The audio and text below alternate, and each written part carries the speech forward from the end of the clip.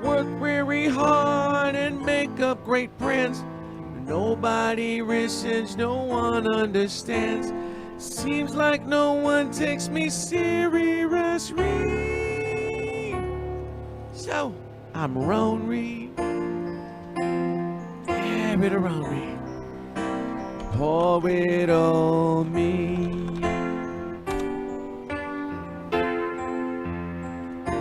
There's nobody I can re-rate to. Feel like a bird in a cage. It's kind of cheery, but not really.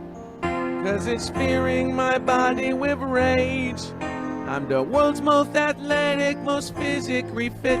But nobody else seems to realize it. When I change the world, maybe they'll notice me. But until then, I just be Ron Reed. Yeah, bit of Ron Reed. Pour it on me.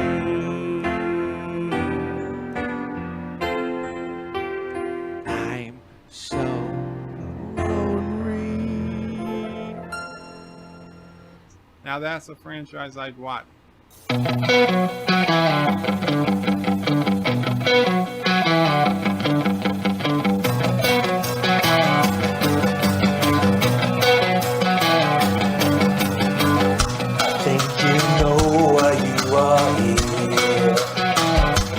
There's a part of you that the normies fear. You know the truth is what you see. So we welcome you to the home of geeks. Of the oddball, the neglected, the outcast, the rejected. We're all here to celebrate.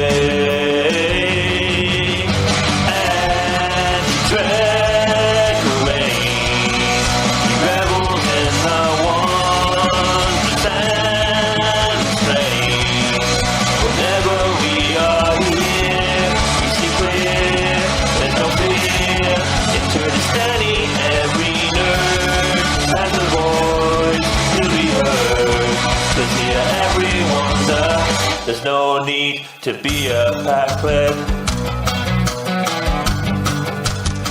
We've done away with all the hatred. Every show you love is here. So kick back and grab a beer. There's plenty of discussion, no agenda that we're pushing. We're just here to celebrate and drag a rain. We rebels in the wonders and the strange. Whenever we are here, we see clear. There's no fear. Into the steady, every nerd has a voice to be heard. Cause here everyone's a third. We are a sci-fi menagerie. We've got every alien from A to Z. We know this is where you want to be. We're the greatest channel in the galaxy. And decorate. Rebels in the wonders and strange. Whenever we are here, we see clear. There's no fear. Pretty steady, every nerd has a voice to be heard. Cause here everyone's a third. A third. Oh yeah. A third. Hey guys, Michael J. Crawford, the Anti-Checker here. Good to see everybody that's here. And wow, just fortunately, kind of a crazy day, getting up this morning, finding out BirdOPrey is not doing well. However, as of a little over an hour ago, the prognosis for our favorite dictator is good. He is at the hospital. He's going to probably be there for the next 3 or 4 days, but all in all, it sounds like he's going to be good.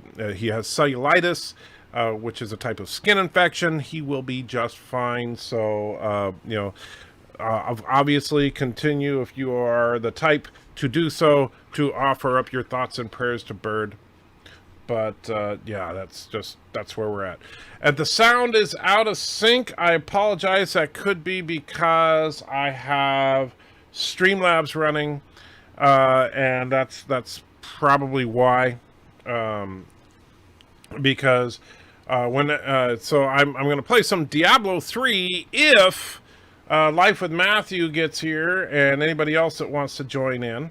So we'll play a little Diablo 3. Let me know if you are, if you need to be a friend of mine in order to play. So do let me know if you want to play, and we'll get things going. In the meantime, Thomas was first in the chat. 47 Yorktown says, launch the Momo torpedoes.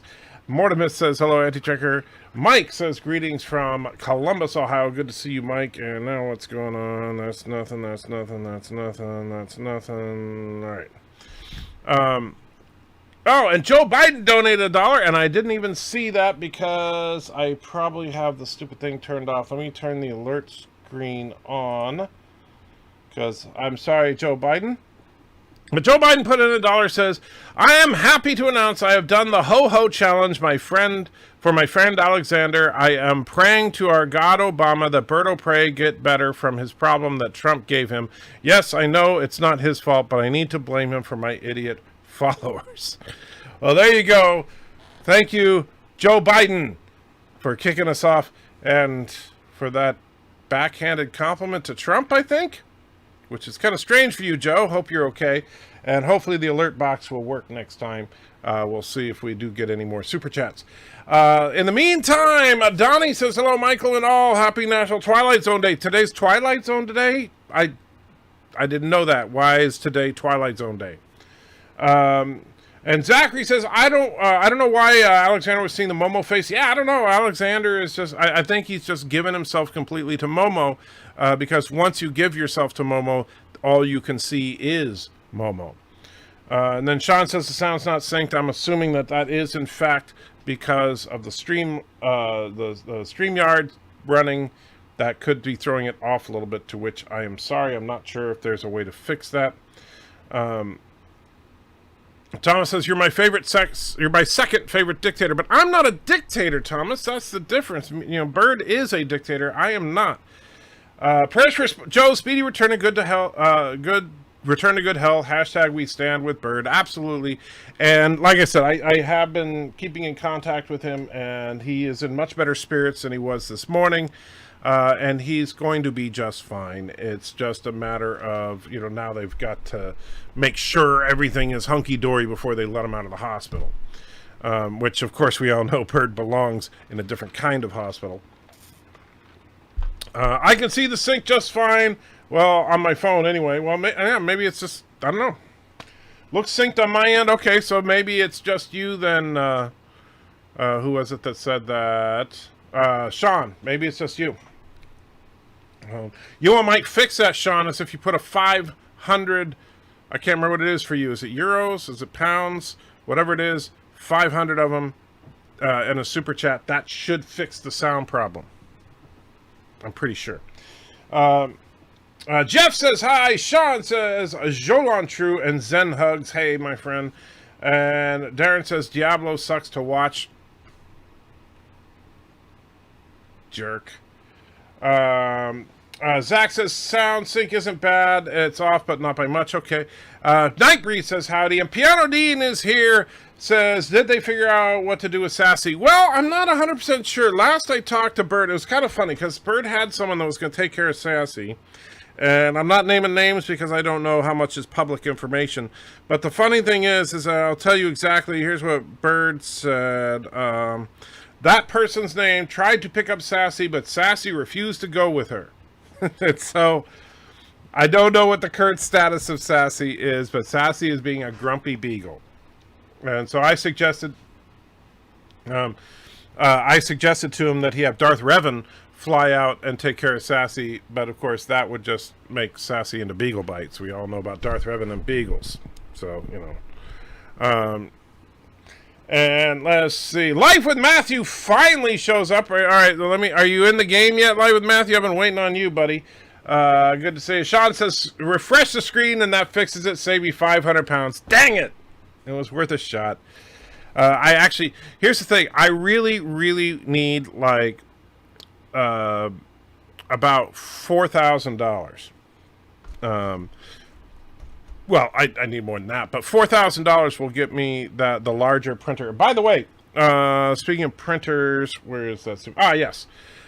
So number one sci-fi. I don't know if you're here yet, if you're still over at DJ Stream, but this came off the printer just for you, buddy. This is coming your way. So Baby Yoda and Baby Groot print came out pretty darn clean, so I think you will enjoy. And of course, I got like Baby Yodas for days around here now because I've been using that as my test print, working on the resin printer. Also printing another Starship right now, a little bit of a different design, just that I threw together in Blender real quick. I wanted to see how good I could model a quick ship. Let's see. Thomas says, is it AOC? I'm not sure. It's AOC. Not sure. Oh, that picked up Sassy? I think Sassy would attack AOC. Darren says, it'd be better if you played Tetris on a first-generation Game Boy. Man, Darren, you're just a grumpy man. Sean says, question, how do you know a Vulcan has dyslexia? And answer is this. That's really bad. And Malfi says, good evening and Live with Matthews in the game. All right, now let me bring up the game menu here. And, I should actually, before I do that, let me get the, copy that. So bear with me, guys, as I bring up, as one of the wonderful benefits of, man, where the heck is it? I didn't close it, did I? Let me go to, that's not what I wanted. Hold on. There it is.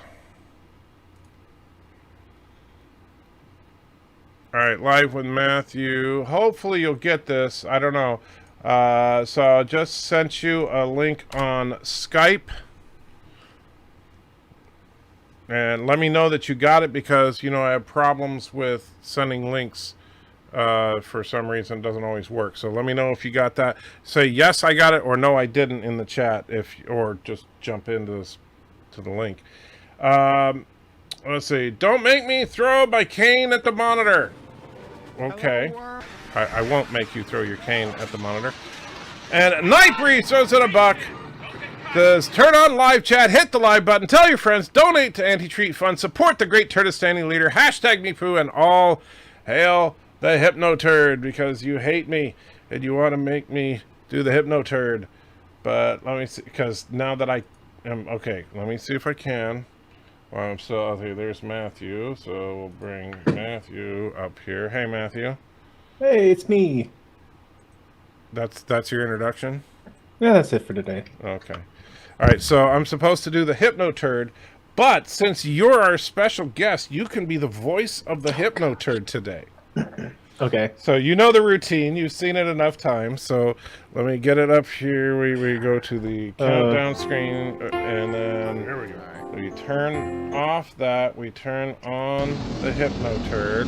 I'll bring the volume of the Hypnoturd down a little bit because it is a little loud. All right, it's on you, Matthew. Oh gosh. You know the Hypnoturd. You love the Hypnoturd. All worship the Hypnoturd. There you go, that's my best. That's it? That's all I recall from it, yeah. Sorry, Night Breeze. Life with Matthew doesn't love you. But he that's all right.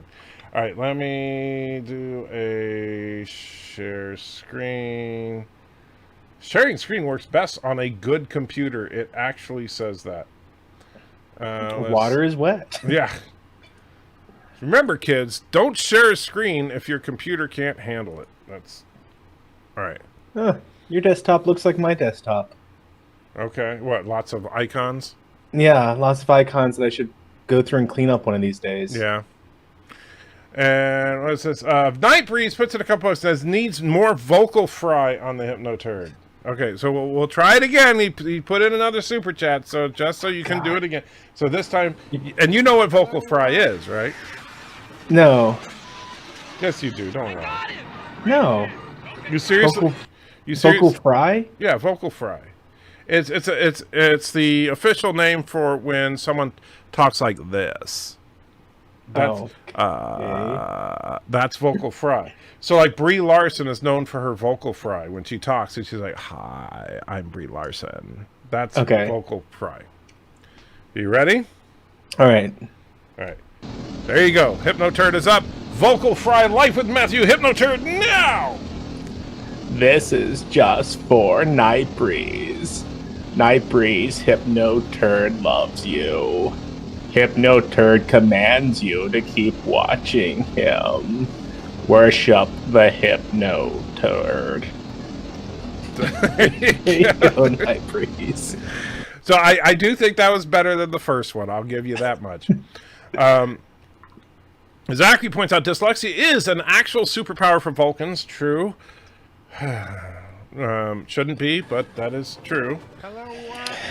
It's better than what they did with the latest Predator movie, where they decided that autism was a superpower. Yes, that's true. That's true. And Life with Matthew donated $1. Thank you. You're welcome. Yeah. Life with what did I say? You said, gosh darn, well, it would probably be better if you read it, but you can't see it. But it says, gosh darn, I can't play too long because I need to rush to the hospital to sing Bird of Prey to sleep. That's so you. Put your little hand in mine. Bird. I got you, bird. So that's what you're going to do tonight, huh? Yeah, apparently. Okay.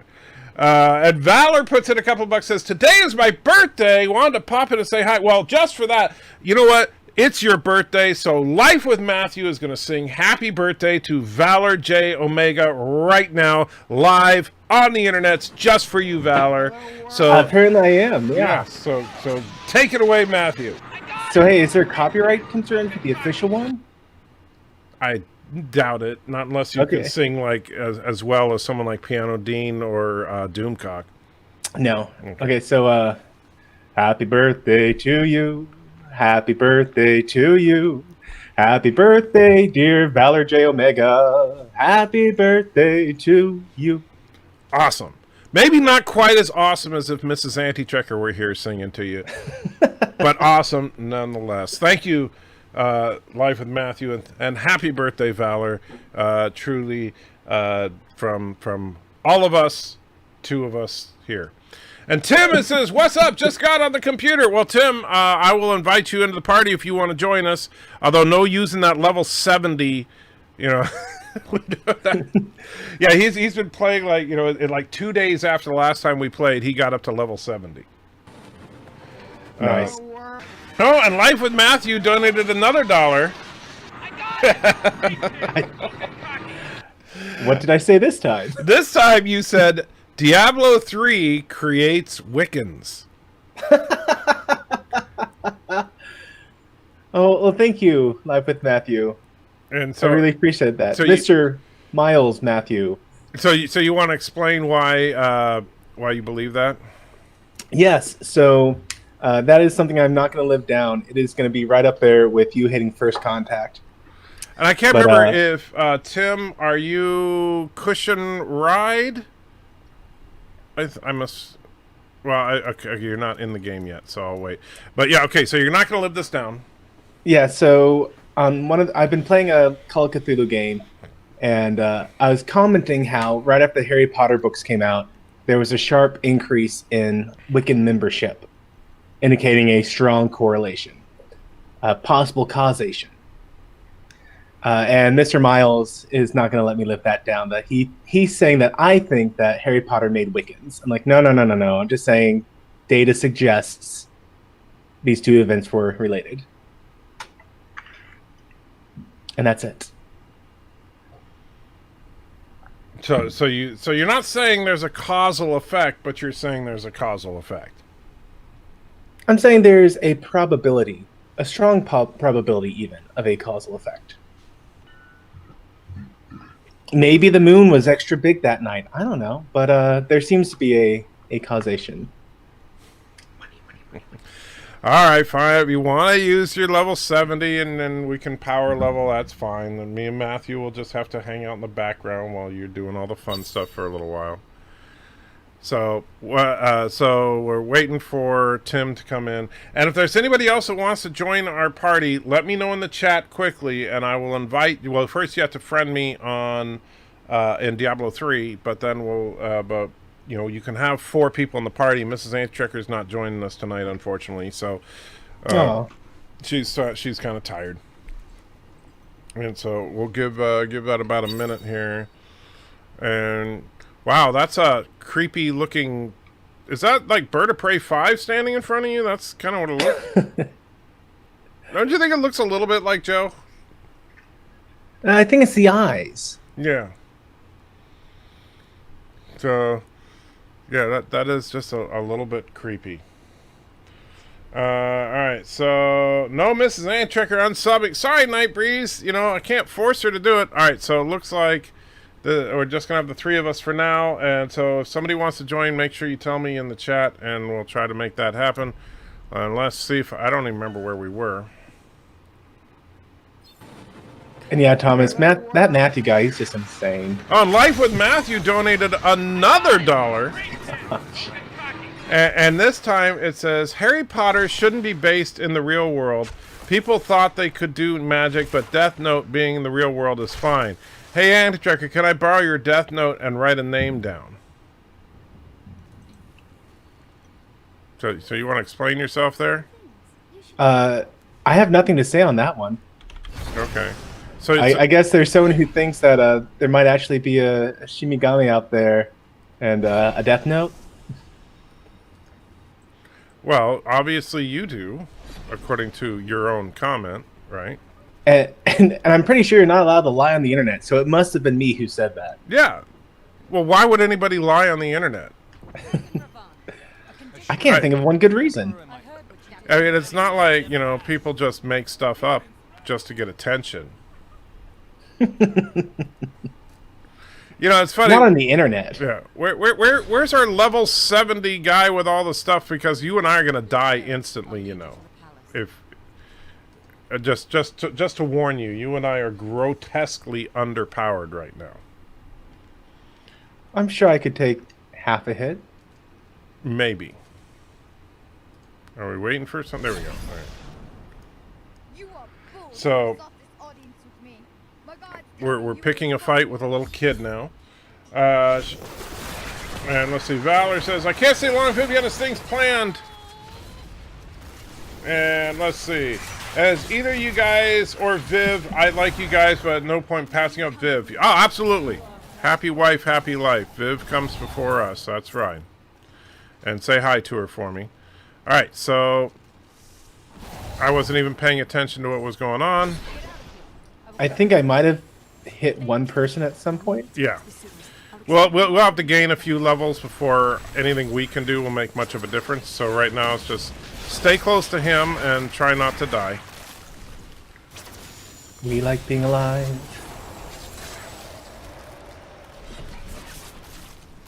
gosh. He's just like mowing through them. I know. I almost get close to someone and then they just die. Wow, how are you? Dang, dude. I think he's just a little OP here. Are we sure the enemies are scaled up for him? Maybe they're scaled down for us. Hey, that's what it seems like. I'm trying to get to where I can attack. Let's see.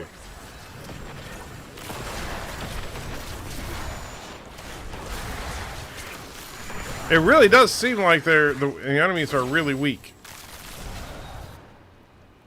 I wonder if it's because I'm hosting the game.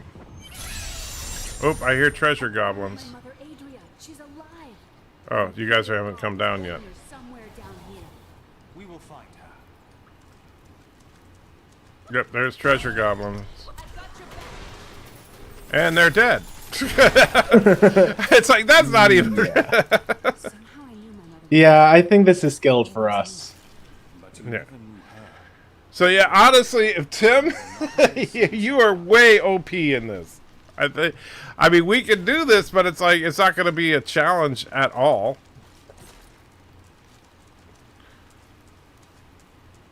At least not until, unless we change the difficulty level, maybe. I mean, We're on expert. Yeah, expert is actually not that high a level. Oh. After expert is torment, and then torment 2, torment 3, all the way up through torment 10. Now, do any of those include the ones where once you die, that's it, permadeath? No, that's permadeath is what they call hardcore mode, and hardcore works on any difficulty level. Okay. So you choose hardcore mode versus standard mode, but and then difficulty level is independent of that. And so we'll wait for our OP friend to show up. Yeah, he's level 70 plus 50. Let's see. He said he's been playing Torment 4. Okay. Mr. Miles, no, I don't believe in the Grim Reaper. You don't believe in the Angel of Death? I don't believe in the Grim Reaper. So you believe in the Happy Reaper? Yeah, I call him Matthew. Hi, I'm Matthew. I'm the Happy Reaper. I'm here to take your life, and I'm just so gosh darn sorry about that. You know, that would actually make a great video, I think. Like, you could just sit there in your office and go, you know, people ask me about the Grim Reaper, but I don't think he's so grim. And then fade to Matthew the Happy Reaper. So there's your great, brilliant idea for the day. Right. Oh, wow, it looks like you're suffering a lot. I'm just going to end that for you there, buddy. See? Yeah, you got it. Gosh darn it. I don't like it when people hurt. And let's see. Captain Trek says, you can unmod me when you're not busy. What? Huh? Okay. Not sure what you guys are fighting about. DJ ended his stream. Well, it's about time. The betrayal of the Grim Reaper in South Park was always pretty funny. Oh, okay. I don't remember the Grim Reaper in South. I'm trying to remember. Do you? I have seen a single episode of that. Oh, that's right. Too adulting for you. Yeah. Yeah. Mr. Miles donated $1. I'm sure it's really from Mr. Miles too. It says, I have decided to work for you for free, and I'm now religious. Praise be to God. I love you, man. Yeah, that sounds like something Mr. Miles would say. I'm pretty sure. I'm trying to remember when the Grim Reaper showed up in South Park. I'm completely stumped on that. But you know, and I know that you know it would hurt your sensibilities to see it. Because I'm just so easily offended, darn it. you are. You know that's. But you know that's what you get for being a gosh darn right-wing nutjob. It was in the first season. See, yeah, I don't even remember. Wow. See, maybe it's because the first few. I'll be honest with you, Dean. I didn't like the early seasons of South Park as much as the later stuff. because I think they did more social commentary later on, and while they were crude and crass, they had a point to it. Whereas in the early stuff, they really kind of didn't.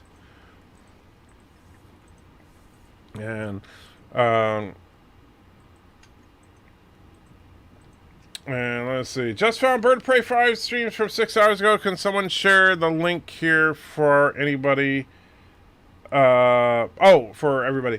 Yeah, if any of the mods, if you have the link for BirdOPrey's stream from earlier, the hospital life stream, basically that was him as he checked. Well, he had 2 streams today. One was before he went to the hospital, and the other was when he first arrived.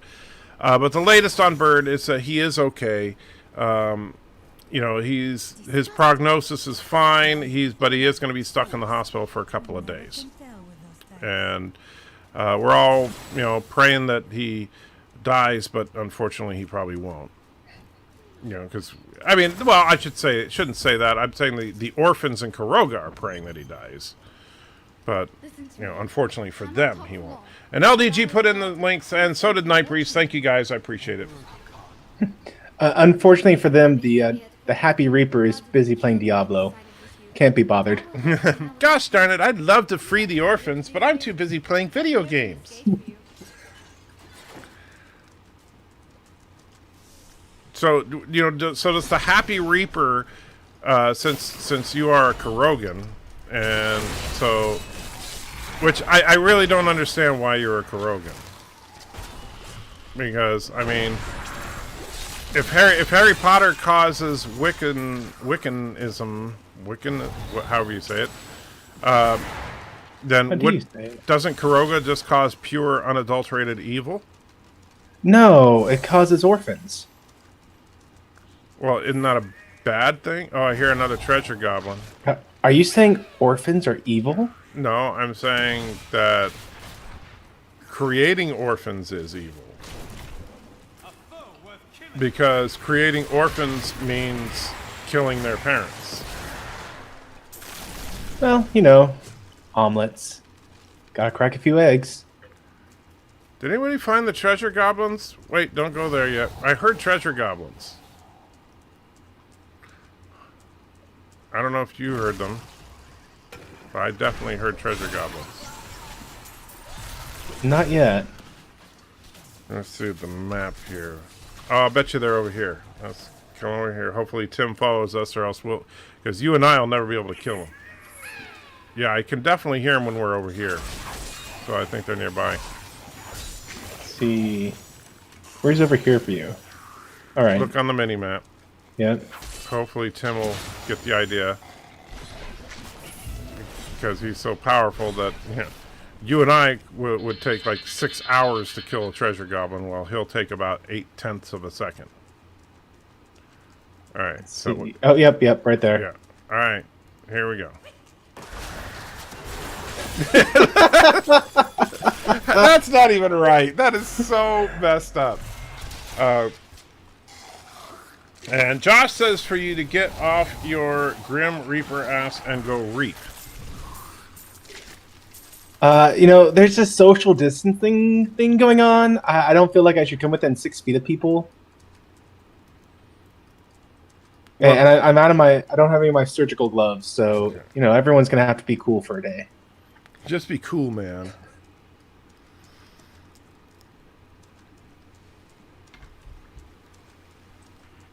And let's see.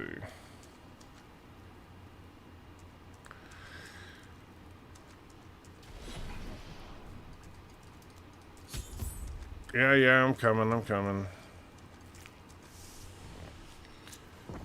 Now that I'm a minute behind you, I'm just going to find dead bodies in the wake of...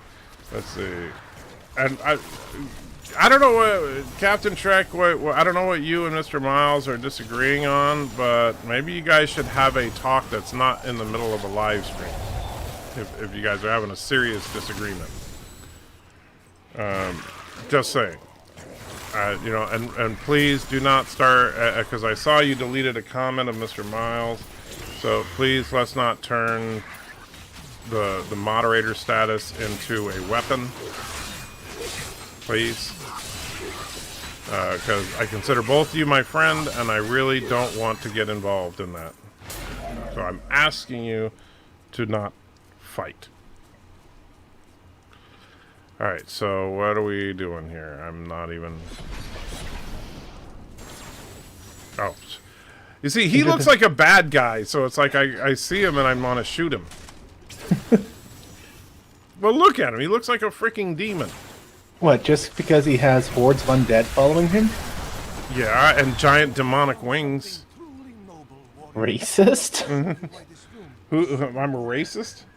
Yeah, against the living, or alternatively alive. Alternatively alive. I think... You talking about... what were they called? Oh, man, I'm trying to remember. From Doom, what did the demons call themselves? Something like the Soul Challenged or something. Yeah, I remember. Which Doom was that from? The new one, the Doom Eternal. Okay. Is that there's actually an evil corporation in the game that is trying to encourage the demonic takeover of the world, and so they caution people to not be insulting to demons. And I can't remember what the right term is, though. Let's see. You need to write down an animation for Joshua or a Momo after Alexander. That was great. That was hilarious. Alexander is, yeah, he's an interesting guy. I pick up garbage from the aqueduct so it doesn't ruin our water supply. He picks up garbage from the aqueducts. That sounds like such a delightful thing. Oh, and I just, stupid me. All right, buy that.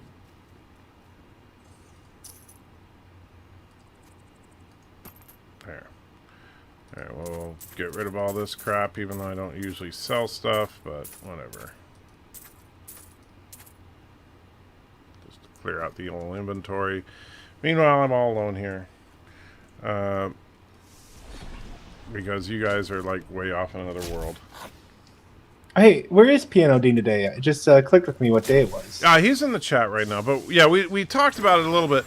So, here's the thing. So, number one, fortunately, and I am glad about this, so Pianodean is doing a little bit better financially right now. So, he's kind of gotten out of the, oh my god, I'm desperate and I'm going to die any minute because I don't have any money situation. So that's good. Good news, number one. And we're going to still do the Pianodean streams, but we're going to cut it back to, like, approximately once a month. Okay. And, you know, honestly, I think that's a good idea because I don't want the Pianodean streams to get stale to people, you know, because if you do it every single week, eventually people get bored of it. And so I figure we'll do that. And so our next Pianodean stream, and this was actually Dean's suggestion, will be on Memorial Day. Okay. So that will be that. And let's see. I have no idea. And if we're lucky, we'll have some discovery by then. I don't know. Have you heard anything on when Discovery's supposed to come Not out? a peep. Yeah. Which kind of surprised me. I thought for sure they would have it by now. Yeah. I kind of got into it with Ketwalski a little bit on that. Nothing too major, but just a minor disagreement. Because I don't know. Did you see the video he put out today? I think it was today. No. Yeah. He's basically saying how the numbers for Discovery are soaring. Right? And Okay. and he's basing this on a report for and yes, we will definitely do a subscriber stream this week, Thomas. I'm sorry I didn't get a chance to do it last week, but I had too much garbage going on with doctor's appointments and stuff. Anyway, so he said that Discovery was soaring, and the reason that it was soaring was based on an article that was released that was about this Viacom CBS's first quarter earnings. All right, and Okay. and oh, there's a treasure goblin down here. Hopefully Tim catches up with us in a moment.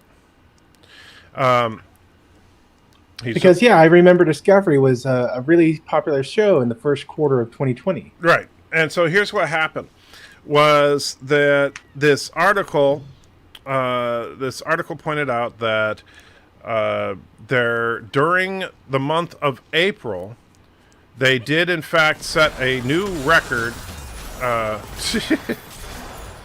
for subscribers on CBS All Access. Right. Yeah. And they got up to like 13 million subscribers, which is, by the way, one of the first times they've actually said the number of subscribers.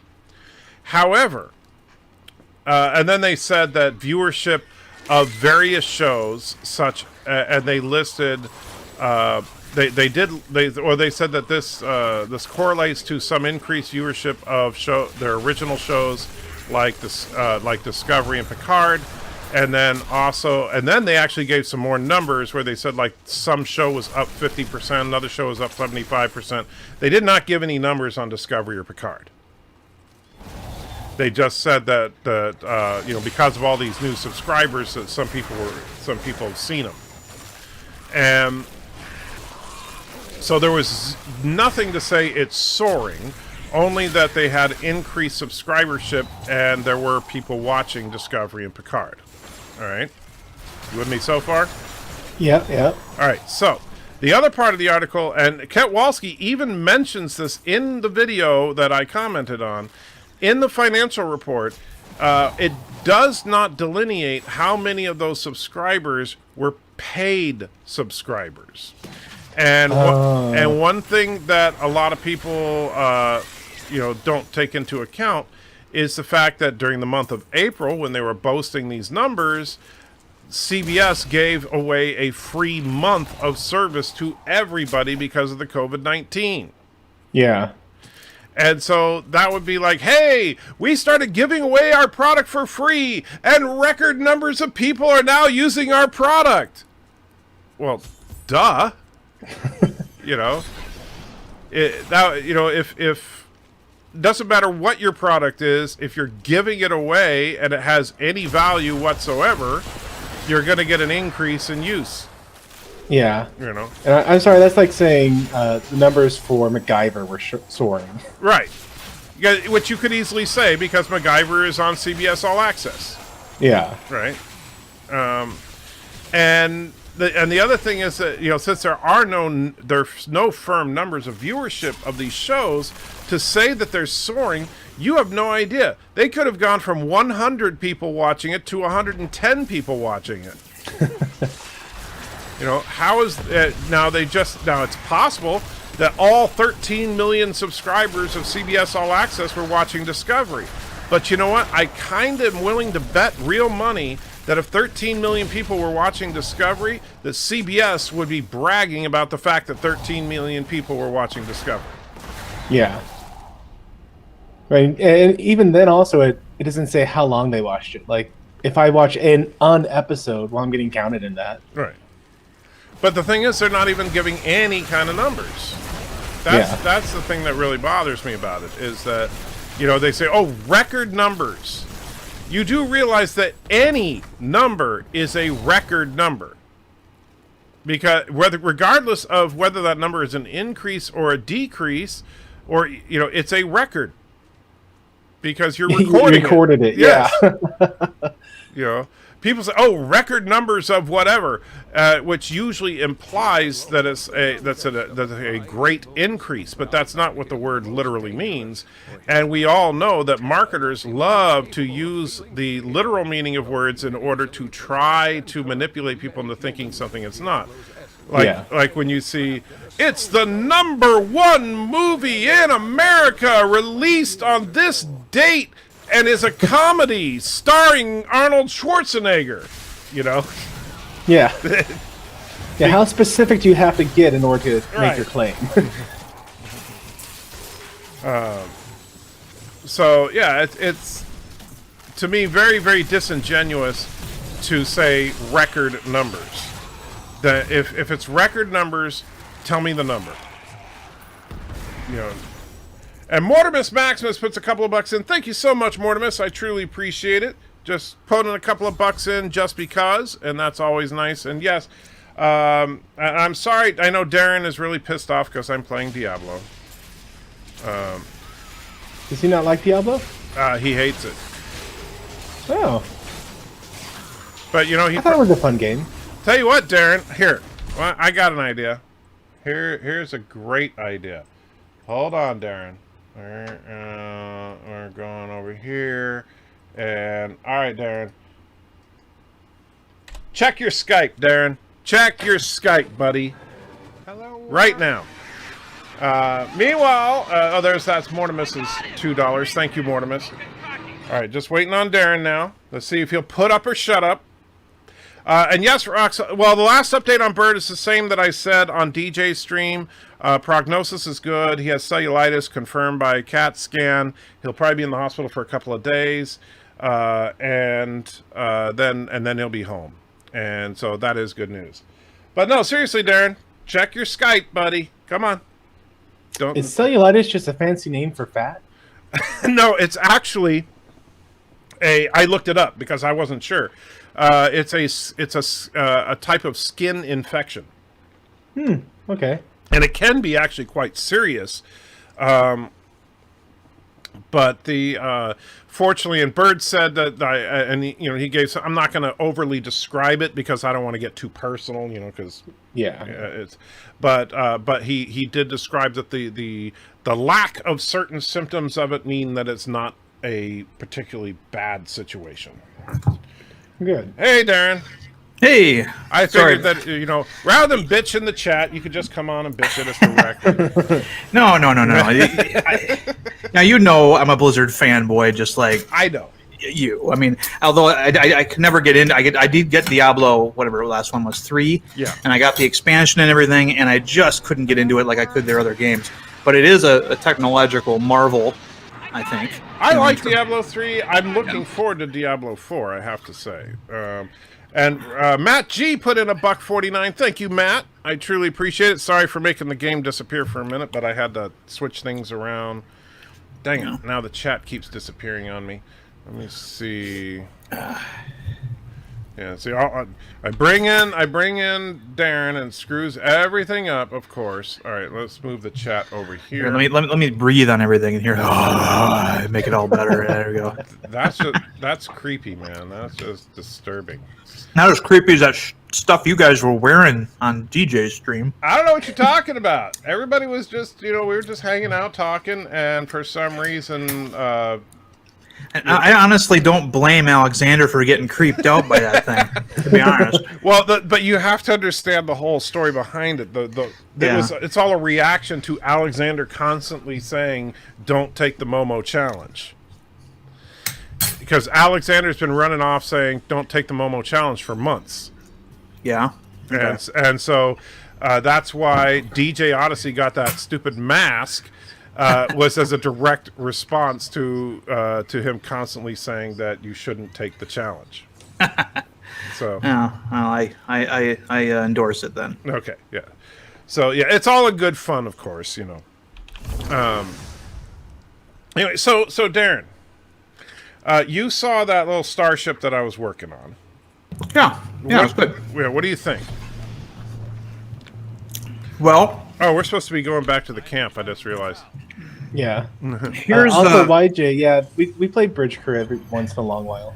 I saw this theory that somebody had online years ago that the more aggressive, combat-oriented Starfleet ships usually have underslung nacelles as opposed to, upper-slung nacelles. Okay.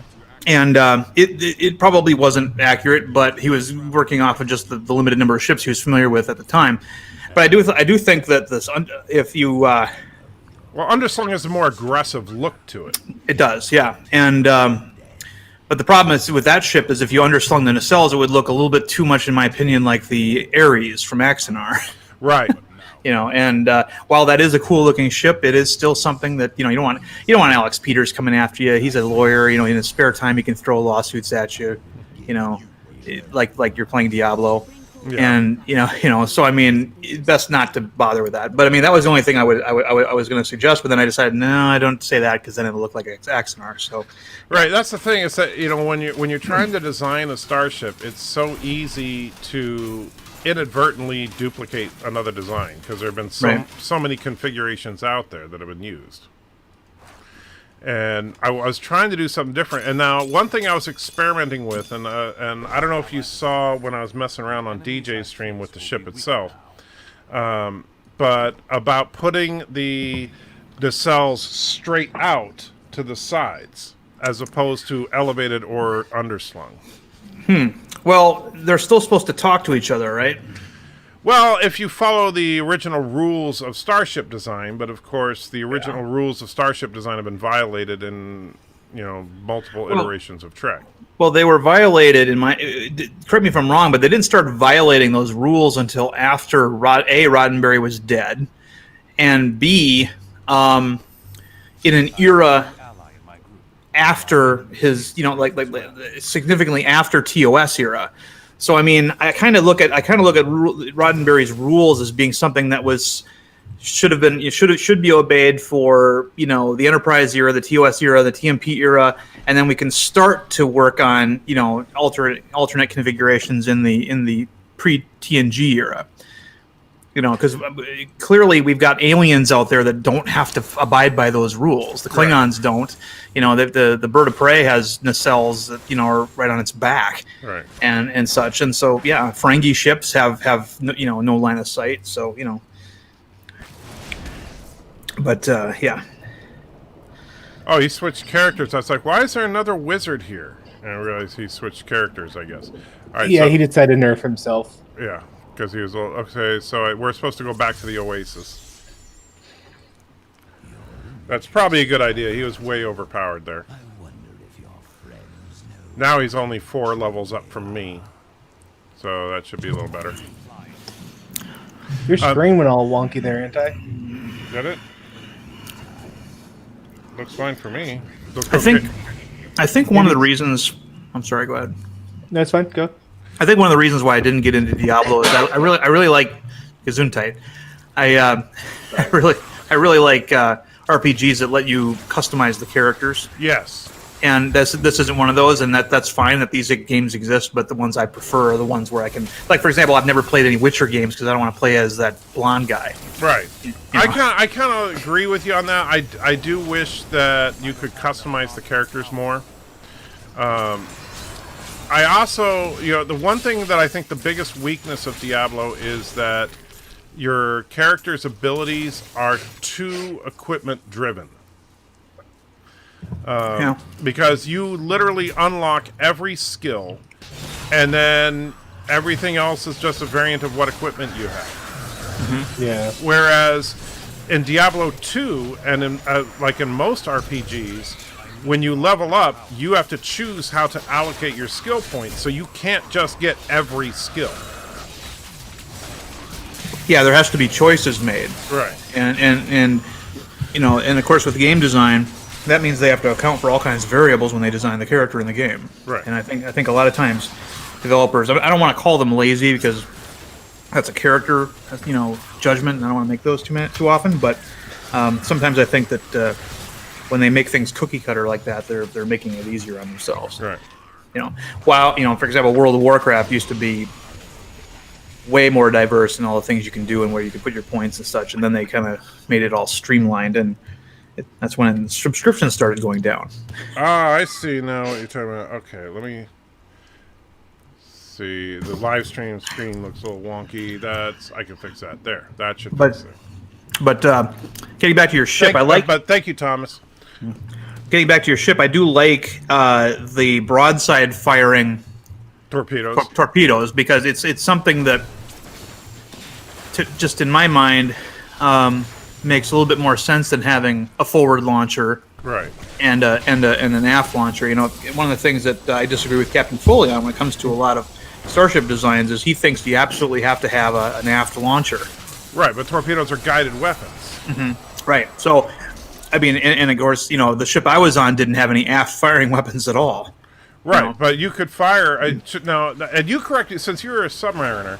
Now you had 4 torpedo tubes on a sturgeon class, right? Right. And they were all facing the front. Now, Yep. if you were in a situation where you knew there was another ship to your stern, could you fire a torpedo to your stern by having it turn around, basically? Yes, but you would want to turn the ship in conjunction with the turn of the torpedo, because there's a control wire that's connecting the ship to the torpedo. Right, that would give you more range. Right. Well, that not just that, but if it's going back along the hull, it could snap. I mean, this wire isn't very strong. Right. So, so generally speaking, though, a submarine would come about as part of the firing arc. Yeah. Which is interesting. That's something that a lot of people don't think about, is that not just the torpedoes on a sub, but like the tow missile. There's a lot of wire-guided weapons, Right. that are still in use today. We think it's all like radio control, but radio is easy to jam. Yeah, and you can't push radio signal through water very easily. Right. You know, the scene that everybody talks about, that's the most inaccurate in the movie The Hunt for October, for example, is The arming cycle. No, it's when they self-destruct a torpedo to make it look like they torpedoed the Red October. You know, James Earl Jones pushes the button. You and did not see me. Yeah. You know, you understand, Commander, that torpedo did not self-destruct. You heard it hit the hull, and I was never here. Right. It's just one of his best little lines. Right. Darth Vader. And, but that doesn't happen. Those torpedoes that are dropped from helicopters are special. They're designed to do one thing, and that is basically spiral, and they bang away with active sonar until they see a contact, and then they just blow up.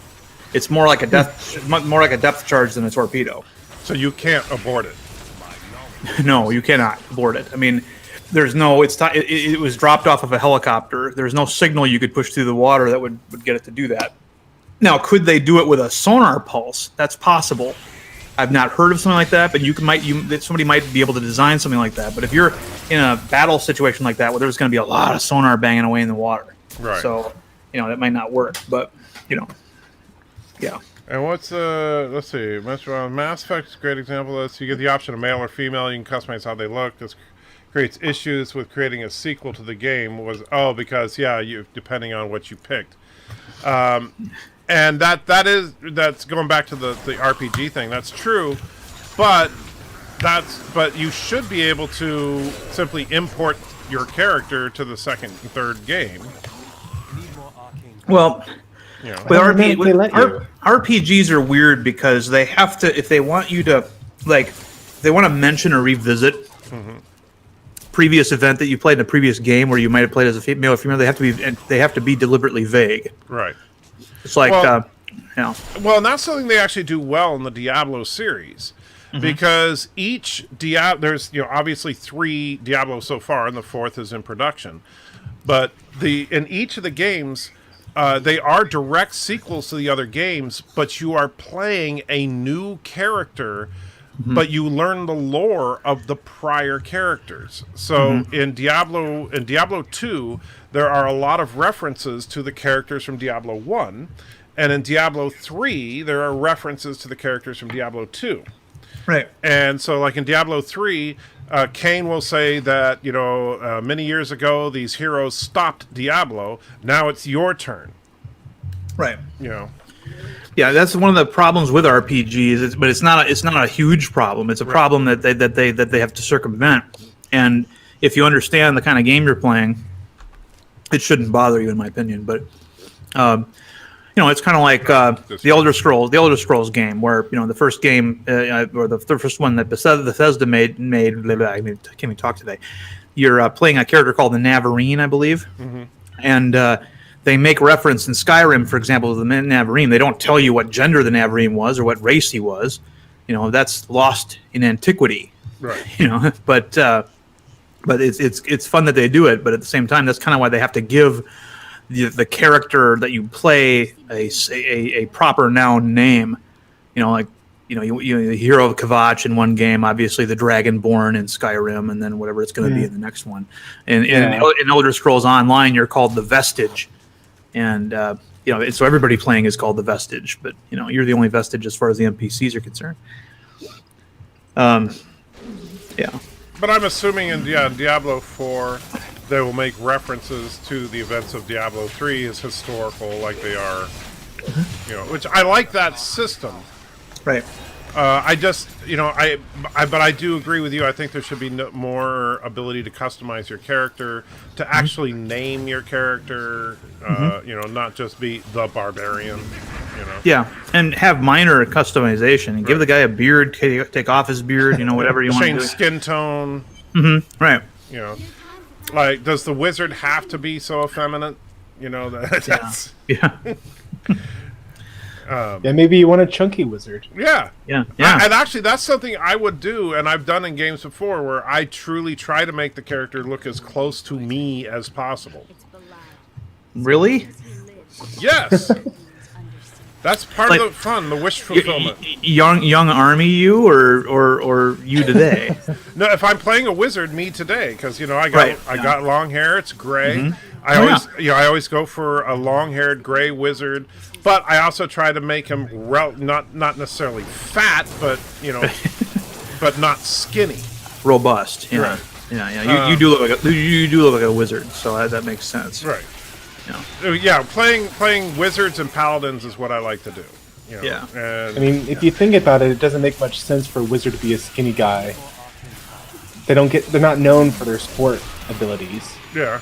Well, some people, if they don't work out, they get skinny. Other people, if they don't work out, they look like myself and Annie Tracker. I would say all three. Although of us. I will say I've lost about 10 pounds so far. Outstanding. So I'm sticking to the diet. I hate it. Boy, do I hate it, but I'm sticking to it. Don't you just wish you could exile yourself to an island where there's only only a few things you can eat and No, I just want something to invent like spaghetti that doesn't make you fat. Isn't there spinach spaghetti? Yeah, I mean real spaghetti. I mean, that's the part. I want pasta that tastes like pasta, has the texture of pasta, but isn't like a carb fest. You want a replicator then? Yes. I want synthahol. Dang it! you want a nice high quality Boolean or Ferengi replicator. Yeah. So honestly, that drives me crazy because I'm not gonna lie. I love to eat. And there are certain foods I love to eat, and none of the foods I love to eat are particularly good for me to eat. That's the way it works. Yeah. I mean, there's good stuff to it too. I mean, like I get to have a steak every morning for breakfast, which I'm happy about that. Wow. But I don't get to have any potatoes with that steak, so there's no hash browns or anything like that. And it's like, oh, but you can have all the broccoli you want. Yeah. Yeah.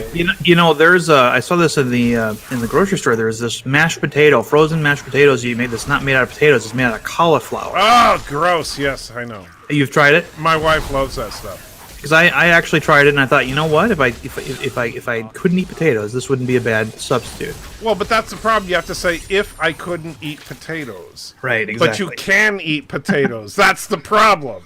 Mm-hmm. It's like when hey, I can't believe it's not meat. Really? Yeah, I wouldn't eat anything like that. Oh yeah, those veggie burgers. Yeah. I've heard stories. It reminds me of that SNL commercial called Almost Pizza. Yeah. You seen that one where it crawls away on the floor? Never mind. I don't know that one specifically, but yeah, I do. But that's the thing. It's like, I'm sorry, all you vegans and vegetarians out there, I love you, but you know what? If it didn't suck to not eat meat, you wouldn't be making plants look like meat. Right. And trying to fool yourself, oh, it's a veggie burger, it's just as good as, and every time I hear someone say that crap, what I think of is Ratatouille. When that one rat goes, once you get past the gag reflex, it's not that bad,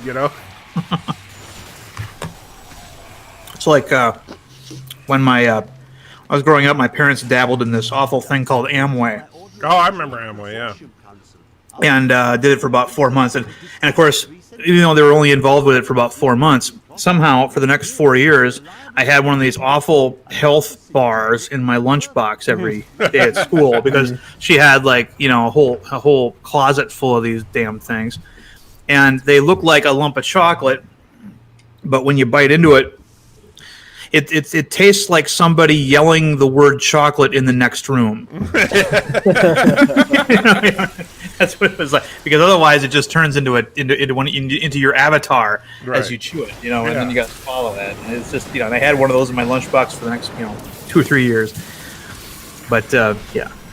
Yeah, it's like everything that's a substitute for real food is inferior to the real food it's a substitute for. Except on Star Trek. Well, actually, in Star Trek, they did say it's inferior, too. Right. But, Well, like, remember Scotty when he had synthahol for the first time? He's like, what the hell is this? You know? Yeah, he knew exactly what... Yeah, he knew he wasn't drinking the real thing. Yeah, right. that was interesting. But Scotty is a connoisseur of scotch. Right. You know. Okay, yeah. I hear treasure goblins around here somewhere. Yeah, there they are. Yeah. There was a scene in Deep Space Nine. I think it was the episode where one of the crossover episodes where the Enterprise came to visit Deep Space Nine, and Geordi and Worf are at the Replimat on the Promenade, and they're eating, and they bite into some food, and Geordi can't eat it. He's like, I'm gonna have to talk to Chief O'Brien about these food replicators, you know, and of course, Worf is just scarfing his food down. Right. Can't get enough of it. And Geordi's like, Worf, how can you eat that? It tastes like liquid polymer. You know? And he's like, delicious. You know. Well, but of course, prune juice, a warrior's drink. Yeah. Exactly. That was always my favorite. You know, there was another scene that was very similar to that back in the second season of TNG where Riker had invited some of the senior officers to his quarters to eat an omelet. He got some eggs, some Qatari and eggs. Everybody hated it. Except for Worf. Worf is just shoveling that down. Yeah, so the Klingon palate is not particularly discerning, I think. Right. You know, and you know, just some of the Klingon stuff, like the, you know, in Trouble with Trials and Tribulations. That's what it was. Yeah. Where they get Arn Darvin on the Defiant before they realize the story, you know, and he says that you know what Cardassians drink in the morning? Fish juice, hot fish juice. He's like, after 6 months, I was hoping the Klingons would invade. At least they know how to make coffee. Yeah, it kind of makes me want to wonder what a Raktajino tastes like. Well, people liked it. That was like that was another thing that you had Klingons drinking, but in Dax, of course. But then I think Odo drank it because he was humanoid at the time, and I think Cisco did too. So it wasn't just the Klingons that liked that, but there were other things that they drank that people wouldn't drink, like blood wine, and I still want to know what Warnog is. You know, I think it's just prune juice and eggnog mixed together. Only a true warrior could drink prune juice and charge into battle. That I'll give you. That's what yes, you have to be a true warrior to drink your prune juice just before the battle. Yeah. Gotta make sure you're done before the battle's over. Yeah. The fields will run brown.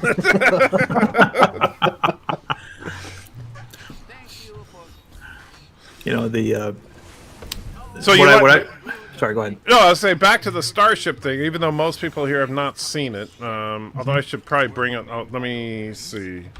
Just a second. Let me go to Skype, and I'll bring up the picture that I sent. So, this is nowhere near finished. Just so you guys know, this is it's kind of a rough conceptual stage right now. But this is kind of a missile boat, you could say. Now, with the nacelles overhead like that, it's okay, but it just doesn't look quite right. Yeah, they look more like airplane wings, right? And maybe if they were, I don't know, swept back a little bit, or it's hard to. These kind of designs are challenging, right? But has anybody ever had an over/under nacelle design? I don't think so, and that's another thing. Trying to think. I mean, like the Kelvin is similar. other than the Kelvin only had one nacelle, but Right. the other than the Hathaway and the Stargazer, did they ever have any over-unders? Not that I know of.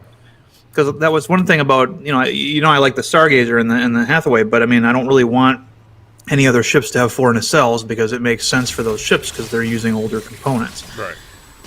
But a lot of people don't realize that the two that work together are the two on the port side, and the two that work together, the other two are the ones on the starboard Right, side. because the nacelles are on their side. Right. So it's not that you engage the top two or the bottom two. It's you engage either the port or starboard ones, and it's one of the things I like about it. But an over/under situation like that, where the nacelle grills are on the bottom and the top, might be a kind of an interesting idea. The only problem, you have to figure out a way to make it work. Given that the torpedoes are going to be coming out of each side simultaneously, that might be the best place to have them. You would still have to break the rule as far as visibility, because you wouldn't unless you want to make the ship asymmetrical. You would have to, and I don't even know where everybody is. You would have to make the if you have a nacelle above the ship and another nacelle below the ship, they wouldn't be in direct visibility with each other. They'd have to be back far enough. Right, but you would still have the pylons blocking the view. Like there's have to be some kind of support structure. Well, right. But the pylon would be in the front, and the part that talks to each other is in the middle and the back. Right? Yeah. I mean, you could do that, but I mean, then again, would it look good? Who knows? Right. There's something about having the nacelles spread laterally, instead of up and down. I don't know. It's your ship. So. Yeah, I'm trying. See, that's the thing. Is that it's like you have to be. It's funny because you have all these rules, right, within the universe to try and follow, but then at the same time, the number one rule is it has to be aesthetically pleasing. Right. Exactly. Yeah. Which is funny because then you have Discovery that violates the practical rules and the aesthetics rules. Yeah. It's I mean, there are no rules now. Look at that thing. But I was literally listening to someone today make the argument that it's a bad thing to try to adhere to canon. yeah. was that canon- like Renegade Cut? No, it was the Field Theorist, and he was talking about something random. Okay. So he wasn't like talking about a- Trek specifically. He was just. No, he was talking about Rick and Morty. Well, something like Rick and Morty, yeah, because that show, and in fact, the rules are different if you're doing something for comedy. Because in comedy, the only thing that matters is it funny? Right. And if the answer is yes, it's funny, then you do it. It doesn't matter if it violates the rules. Like look at Airplane. Airplane is the most inconsistent story ever told. They constantly violate their own canon. They do things that are, and even kids' cartoons. How many times has Wile E. Coyote died and then immediately been fine? Or like, oh look, he got disemboweled, but the next time you see him, he's just fine. Yep, exactly. I mean, there's that's called rubber band reality. Right. You can stretch that rubber band as far as you want. You can chop off one of Spider-Man's arms, but by golly, by gum, by the end of that story, before the next issue, you got to figure out some way of getting that arm back. But see, that's the important thing. Like, you have to figure out a reason. Like, Right. he fights the lizard and gets the serum, turns the lizard for a little bit, regenerates, finds an antidote. Boom. Well, in a quote-unquote serious reality, like if you're doing Spider-Man or you're doing Star Trek, yes, you have to have a reason. If you're doing something like Rick and Morty, no, it just needs to be entertaining. Yeah, even The Simpsons, even though it's about a family that the children never grow up and stuff like that, you do have to have something, but sometimes you don't. I mean, there was one episode I remember, it was a Treehouse of Terror where Homer was, Well, in Treehouse of Terror, they regularly die. Yeah, exactly. Yeah. They go to he's trying to fix a toaster and he goes in an alternate reality and he stays there. Right. And that's or the like, end, you know? or like, how many times does Kenny die in South Park? I know you don't watch South Park, but even you've probably heard, "Oh my God, they killed Kenny." Yeah. I was a big South Park fan and for the first 2 or 3 years. So you liked it about the same time that I didn't. Well, here was the thing. I mean, I was in the Navy, and we were all pretty randy lot, right? And that show came out. You sound like, were you born in like 1927? We were a pretty randy lot, let me tell you. Okay. Yeah, I like that. But anyway, we were in the Mediterranean or crossing the Atlantic into the Mediterranean when that show debuted. And when we got to the naval base in La Maddalena, Italy, I remember we saw all kinds of. I mean, South Park was on the cover of every magazine. Cartman's face, and we're like, "Well, I wonder what that's all about." And then we got home. It was '97. We spent 10 of the 12 months that year underwater, and so we totally missed that year. And I would go to the local comic shop, and they were selling bootleg VHS copies of South Park episodes, not selling them but renting them. Totally under the table kind of deal.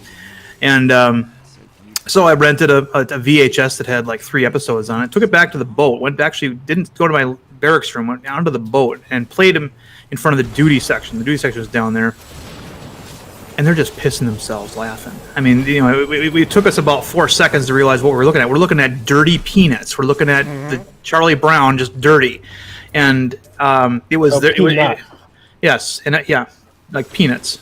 Yeah, I heard something. He heard you say dirty and male anatomy, I think. Oh, okay, gotcha. Yeah. Well, get your head out of the gutter, Matthew. Yeah, I'm like, wow, I knew South Park pushed the boundaries, but I had no idea. They had an episode about a dirty penis. And the first one we watched was Damien, which was this story about the son of Satan is the new kid in class. Okay, I vaguely remember that. And every time he says his name, the camera zooms in on his eyes, and there's flames in his eyes, and you hear the choir going Rectus Dominus, Right. And people were just pissing themselves laughing, and it was our kind of humor, and but once I left the service and I got back to reality, and around people with more congeniality and more regular senses of humor, I kind of got weaned off of that humor, and now I couldn't probably stand watching an episode. But and I would point out, Thomas Potts says, well, the Treehouse of Terror does not count as canon in The Simpsons. That may be true, but Simpsons even makes fun of their own lack of continuity. I mean, and in the episodes, like I remember, because I haven't watched The Simpsons in over a decade, because I don't think it's been funny in a while. But back when I was watching it, I mean, like how many times did Mr. Burns say, "Who is that one there?" That's Homer Simpson, exactly. Sir. One of your drones from Sector 7G. You invited him to your house. You made him president of the company. You did, he starts naming off all sorts of things that he's done, and yet nobody ever remembers it. Right. Mm-hmm. And continuity is important when you're trying to show somebody a world, right, that they visit regularly and that they want to visit. Marvel Comics did it so well. They had, especially when I was, in the heyday when I was reading them in the 70s and 80s, where the editors had just, anytime something happened, they would put a little caption somewhere. Oh, by the way, this story takes place. Yeah. This takes place between issues, whatever, just to make sure that the continuity was maintained. And sometimes they would do things like, so I remember an issue where Spider-Man it was the middle of July and it started snowing in New York City. And it was a reference to what was going on in the Thor comics, because Thor was fighting Malekith, and Malekith had opened the Casket of Ancient Winters, which unleashed winter across the whole world. Right. And so that was a little thing they did, to say, hey, if you want to know why it's snowing in freaking July, check out Thor, 337 or whatever.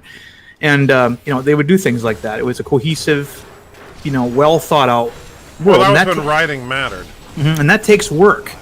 That takes planning. That takes thought. And as people, continued to come and go as editor-in-chief, we finally get to Joe Quesada, and he's like, I don't care about continuity. As long as it's a good story, I'll print it.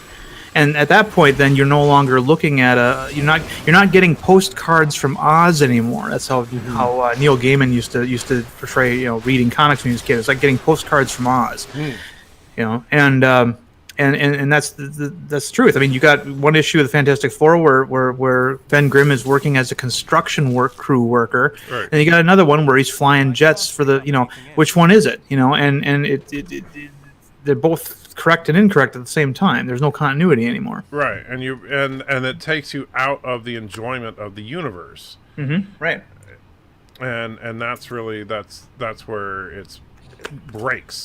It hurt the Godzilla movies in the series that came out in the O's, because they decided for whatever reason that every single movie in that particular series, it wasn't the Showa series or the Heisei series, it was the one that came after that. Every single movie was a direct sequel to the 1955 Godzilla film, and so they didn't coordinate with each other, and so there you had all these different interpretations of Godzilla in different suits, and it wasn't as fun. Right. And it got really tiring when every single movie they'd say, yes, back in 1954, and it's like, what about 2 years ago? Yeah. I mean, there was a couple of standout movies, but it was like that's all they could ever be is one movie in that series, and just not what I would have done, But yeah. Yeah, so I think that, but yeah, and I understand where like some people say, oh, you're just a canon Nazi kind of thing, and that's where like when that response that I did to Renegade Cup, he thinks that that's all that matters to the fans is canon, and it's like no, it's just that if the show, because. Let's be real. There are plenty of canonical problems in Star Trek The Next Generation. There are plenty of canonical problems in Deep Space Nine. Heck, there's plenty of canonical problems in the original series itself. But when the story is awesome, we can forgive unintentional errors. Right. Exactly. And what we can't forgive is intentional errors. Right. And ones that openly mock and Yeah, And I know I said the N word I shouldn't have, but every now and then it slips out. But what N word? The German military dictatorship. That N word. I was like the real N word. That N word doesn't slip out. I don't use that one. Yeah, I can imagine. Yeah, I wouldn't still be married to Mrs. Anti-Trekker if I was using that one on a regular basis. But the problem is that no, canon is important. It's not everything, but it is important. And it's like when you sit there and like in Discovery and you purposely take everything that was discovered in the original series and say, oh no, they knew about it 11 years beforehand. Yeah, that's terrible. Yeah, it's it's like, and I think I said this in my Balance of Terror video. It's like, what if you went to see a Korean War epic? Oh yeah, they were using lasers, and they had laser sights on the rifles, and they had laptop computers, and the only reason the producers had them included was because they thought they looked cool. Right. That's effectively what you're talking about. Now, of course, the argument would be, well, yeah, but this is fantasy. I'm like, yeah, but you don't treat fantasy like it's frivolous. You treat it like it's a real place. And that's the core of good versus bad writing, and that's what that's what some of these people that object to the fandom menace kind of thing, what they don't understand is they think that by caring about it, we think that that's cool. They think that it somehow we're like overthinking it just because we want it to be consistent. Right, and there's a flip side to this too. I think the people that they're referring to are you remember, of course, mid '80s DC Comics did their first major reboot, which was a huge roll of the dice. Talking about the Crisis, the first Crisis in Infinite Earths, where Marvel was handing them their butts in sales at this point, and they said, well, we need to be more like Marvel. What does Marvel have that we don't? Well, Marvel has one freaking universe. Right. They don't have Shazam universe. They don't have Earth 2 or Earth Pi. And all these other ones, and so let's just collapse everything into one into a Marvel-like universe. And I remember Dick Giordano telling a story where he was at one of the conventions in New York, and some guy, you could pretty much imagine what he looked like, got up on a panel and asked him, is DC Comics going to buy back his entire comic book collection since none of those stories happened anymore in continuity? And Giordano's like, none of those stories happened anyway. They're all fiction. He says, you didn't buy them to buy a historical record of things going on. You bought them for entertainment. By the way, real quick, Other Charles put in a $4.99 super chat with a question specifically for you, Darren. Says, hey, Darren, I missed it, but what's your favorite sub-sim? Mine is Silent Hunter 4 Wolves of the Pacific. This is going to sound real weird, but I don't actually play those.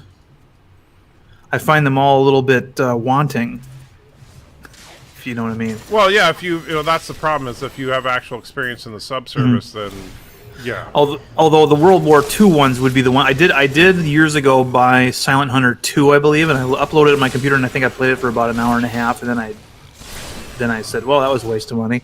But but you know, I think that, like, for example, earlier I said that I downloaded World of Warships yesterday because I heard that they had added submarines to that game now, and so I'm going to look at that, and we'll see if that's any good. But yeah, I don't.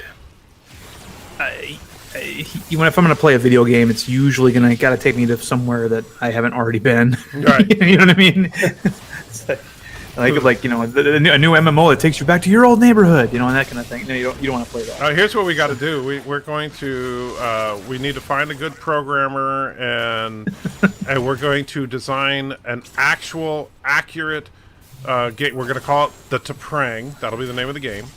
And so we're going to make it 100% accurate, so you can play the game for 8 solid hours, manning your console and nothing happening. Okay, so on a submarine, you man your console for 6 hours. Well, you see, that's why I need you on the team, buddy. So we know you. So it's 6 hours, then you get your rack time, right? And so here's the deal on submarines. At least when I was in, you're on an 18-hour day instead of a 24-hour day. Okay. So you get up for your 6-hour watch. You know, in my case, you'd eat breakfast or what meal they're serving, and then you'd go up to sonar and you'd sit at your station. Sometimes you would switch stations because sonar was one of those departments where you had more than one person in there, so we would swap out 2 hours in one station, 2 hours in another. Or you have to go out into the control room and man the fathometer, because that was something we had to do once in a while. And you get done with that, and then you usually go down for your next, for the next meal, and then you field day for about 45 minutes, and then, depending on what's on the schedule, you are either training, or you're having drills, or you're gonna try to go to sleep, because in the next 6-hour batch after that, you're gonna have the drills. Right. Now, sometimes you don't get any sleep in between watches. And then so then you're up for in excess of 18 hours. But yeah, that's the situation. You're the only way you know what you don't even know what the time is outside, because as soon as the submarine leaves port, it goes on to Zulu time, which is Greenwich Mean Time. It synchronizes with the rest of the fleet. Right. And so I mean, I can remember having thinking that it was midnight and we're pulling in, and it's almost noon, in the real world, and it messes you all up. It's like the worst jet lag you've ever had, but you get used to it. So we need to make it. The game runs on an 18-hour schedule, and of course you'll spend 6 hours on duty, then you'll spend 6 hours doing drills or training, and then 6 hours of rest time. Yeah, that's if you're not cleaning. Right. Sometimes they do field days, and my first CO had us field day the ship twice a week, which was ridiculous. Right. Well, and see, those will be like random chance encounters when you get like, hey, guess what? You get to clean for 6 hours, and so you do that. Yeah, it'll be a great game. Right. It would be an awful game, but yes, I probably want to play it just to see how accurate it is. So is this kind of a bus simulator thing there, Anti, where it's real time? Yeah, see, it's a... Sleep the game, Yeah. Can you make 8 hours? Yeah. The longest I've spent without sleeping was 72 hours. And I don't think I I've ever was gone that long. yeah, and the problem was that once you get past about 60 hours, your endocrine system goes into a crisis mode, and it starts pumping out hormones into your body that prevent you from going to sleep. So at 72 hours, I couldn't go to sleep because I was so jacked up on my own hormones. And so the doc had to give me a shot of something really, really fun, and that knocked me out. And then I was in the rack for 10 hours, and they let me sleep longer than 6 hours. So, but yeah, I was the only qualified guy that had to do this thing in sonar in 72 hours, man. But I was yelling at knobs and switches. I was having conversations with duct tape and all this kind of stuff. Conversations with duct tape. The game. Yeah, exactly. So yeah, but the problem is, and I get it. You got to make the game interesting, so you don't want to compress time and just have It almost sounds like a survival RPG. Yeah. Like how long can you go without sleeping, and then the game starts making you hallucinate. Right. You're not sure if it's real or not. And Exactly. Yeah.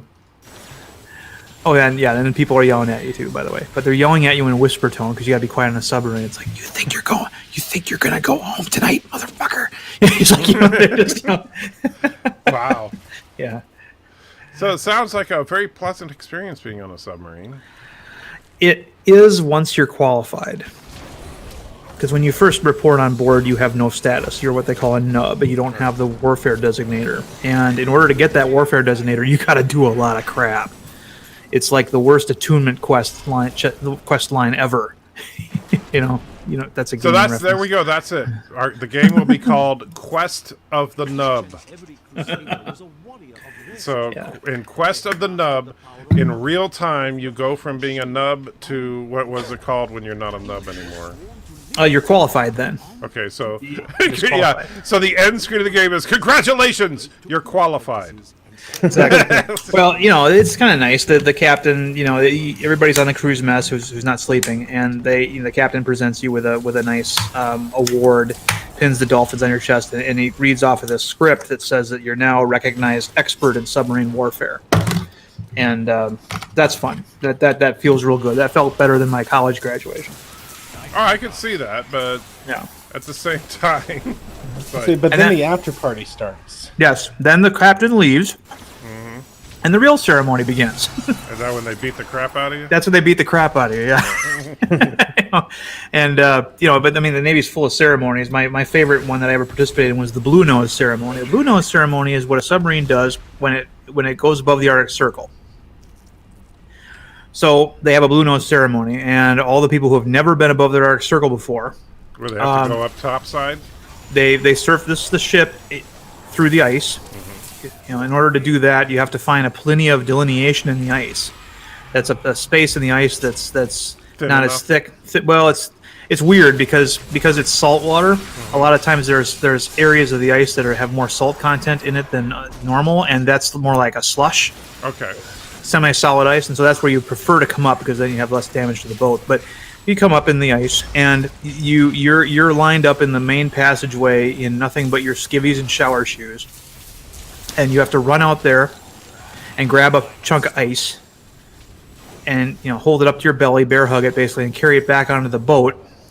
And then you go into the shower room and you have to sit on it while they're pouring. They're they got cold water, but pouring on you. The doc's there checking your vitals about once every 5 minutes, by the way. Right, make sure you don't die. Yeah, exactly. And you got to sing Anchors Away, and you got to sing all this stuff. It's like a big endurance test deal. That was my favorite one. I'm glad to see you like that. That's The one I hated was the shellback. okay. What's that? A lot of food gets wasted on the shellback. That's where the crew creates an obstacle course on the boat, basically with cardboard and trash bags, and you gotta crawl on your hands and knees through, again, skivvies and shower shoes. And every once in a while, you come past a hole in the upper part of the cardboard, and they're pouring stuff on there like garbage and baked beans Okay. and stuff. And so you get out of the tunnel in the crew's mess, and then you come before King Neptune, who's usually a chief that's dressed up like a king with a crown and everything, a scepter, and he challenges your knowledge about stuff, and and then you have to drink the awful potion at the end, which is usually some kind of bug juice with hot sauce in it. Oh, so and, Cardassian fish juice. pretty much, yeah. And you have to drink that and not throw up. It's just that one I don't like. I'm But- glad I was in the army at this point. It's just- yeah, so Mr. Miles said, "Did you mean noob?" No, nub is N-U-B, right? Yeah, you're a nub. Yeah. And then Josh says the game's name is Submarine: Darren's Quest for the Nub. Should be Darren's quest to get qualified. Yeah, because the quest is to become qualified. You are a nub, so it could be Quest of the Nub, Yeah. because you start out as a nub. And you have no status. I mean, they'll have people. Let's say they'll have two guys, and let's say one of them brought some candy with them on board, like a little bag of bite-sized Snickers or something, and they'll hand out, "Here, you want one?" And the other guy will grab one, and he won't offer you any because you're a nub. And when you ask him, "Hey, can I have one?" He goes, "This is qualified candy." They say stuff like that. You don't have no status. If there's a movie playing on the cruise mess, you cannot set foot anywhere near the mess decks. If you're caught within 10 feet of the mess decks while a movie's playing and you're not qualified, you're in a lot of trouble. And the only nubs that get to be anywhere near the mess decks when a movie's playing are the ones working in the galley, and they're usually washing dishes in the scullery or something. Right. So they can't hear anything anyway. Yeah. That's kind of low. And then Pianodean says, "I would have been very interesting last Monday if we'd done a Pianodean stream because he had gone 60 hours without sleep." That's right. He went through a weekend of insomnia. Oh, man. Wish I would have been singing to duct tape. You see, now next time you have insomnia, Pianodean, we're going to have to do that just to see you sing to duct tape. And see what kind of weirdness comes out of your mind. And Donnie is the nephew of a late United States Navy sailor. Very good. Well, Darren, of course, being a former submariner, I love talking to him about that stuff, and that's why he does those great submariner videos. Which I know you didn't get it done yet, but your next one's is still gonna be the Bird of Prey, right? Yeah, I'm planning on uploading that to you tomorrow. Okay. I actually have a little video treat for tomorrow morning that I think people will enjoy. It's a wonderful CBS gave me some experimental software to use. Oh, dear. Why would they do such a thing? Well, because they were getting in. CBS is expanding. They're trying to get into more than just entertainment, and so they want to get into independent content creation. And so they decided to select a couple of random YouTubers. I just happened to be the first one picked to use their new software for recording and uploading videos to YouTube. CBS wants to create entertainment? Yeah, When did that start? Yeah. Did CBS bother to watch your videos before? And Mr. Miles knows it. Mr. Miles inspired this particular video by sending me a video of someone else who did something very similar to what I'm doing a long time ago. And so that should tell Mr. Miles what I'm talking about. What did Bugs Bunny say? He don't know me very well, do he? But yeah, it'll be fun. It's a short video, but it should be a fun one. And then so then hopefully if you get your submarine video, we'll get that up later this week. And then I am actually working on the Hulk video, and then the Star Wars videos, and the Blazing Saddles video, And the Barbie video. That one I'm still kind of trying to push off as much as possible. I tell you what, I'll do that Barbie video for you for $100. Going once, going twice, gone. It's never coming back. Sorry. Darn, I had to think about it, and just. All right. But yeah, but you like the broadside. We just got to figure out what we're gonna do with the nacelles. Mm-hmm. And Well, The way I see it, obviously, you don't want the torpedo to come out of the tube and accidentally hit a nacelle. Right. I thought the over-under idea was perfect for that, but then again, is it going to look cool? Probably not, unless you finagle it really well. Right. And right now it's in the... by the way, I'm actually... the version of it that I showed you today is actually on the printer right now. We'll see how it comes out tomorrow. Because, sometimes it's like if you're holding a print of it, you get a better idea what's good and bad about it. Right. When I look at this one here, I could say, oh, okay, well, I should have changed this. See, now with that one you have there, you've got over-under nacelles. Just have one in the center, one pair in the center, just like that is. Only line them up a little bit better. Right. Well, but the problem with that is that you'll notice that the Bizarre collectors are actually above and below the primary hull. Right. So if you don't think that would be a problem, then I could see doing that. I think the Roddenberry rule is that they just have to be visible. They can't be behind anything. That's why I don't like the Ambassador class, because the ram scoops are behind the saucer, and they wouldn't function correctly if that was the case.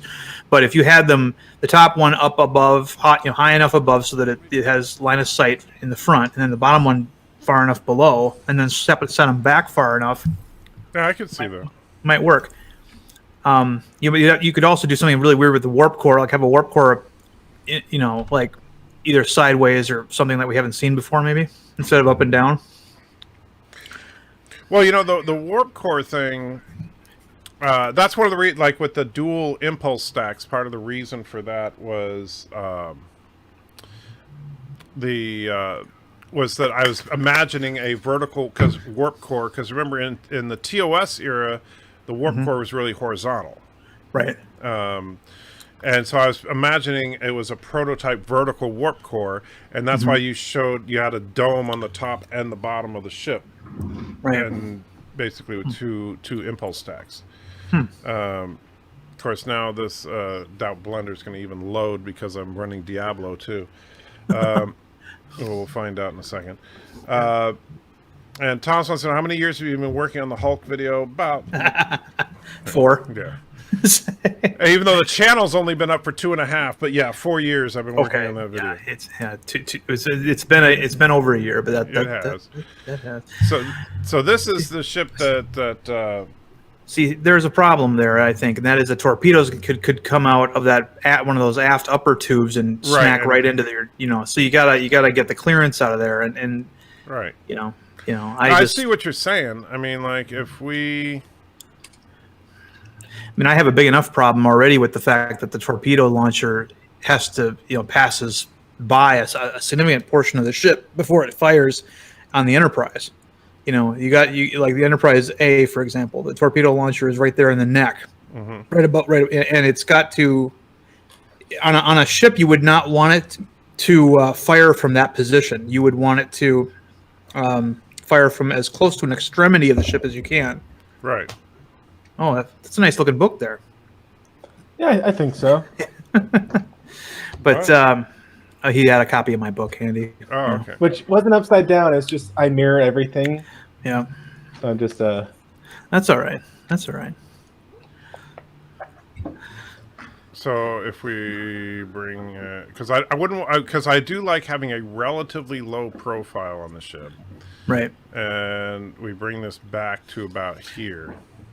I was gonna say, yeah. So okay. So you start it pretty much where the scoop is, right behind the scoop, and granted, it's even less, stable if you do that. But then again, it is space, and this is one of those ships that had a real singular purpose, as I recall. Right. Or you could make the nacelle shorter, to help that a little bit. I don't know. Or you can extend the spine and have two nacelles. No, you couldn't do that though. The way you got it there.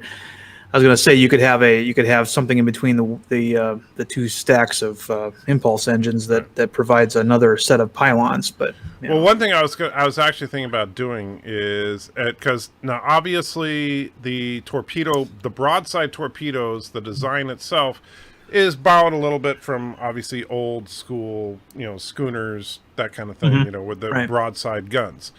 So also borrowing from that, this back area under in between the impulse stacks is going to be where the captain's quarters is. So he will have... That's nice. Yeah. Just like what you would see on classic naval vessels from like the 18th and 19th centuries. Right, yeah, the captain's house basically is in the back. Yeah, it would always be in the back and have some panoramic windows and looking aft of the ship. Right. And so this would be very much like that, where the captain's quarters would be that, and then the crew quarters would be in the saucer section, or what little... And this is also a tiny ship. A lot of people don't quite get the scale, but look at the size of the bridge.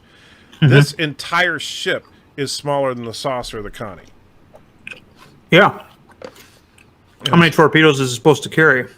Well, that's why I was talking to you about that. Because so each... Because I'm also trying to calculate, like, realistically, what's the crew complement going to be, that kind of thing. And so this is meant to be... It's going to mimic a modern-day naval vessel. So the cramped quarters, everything is going to be very tight.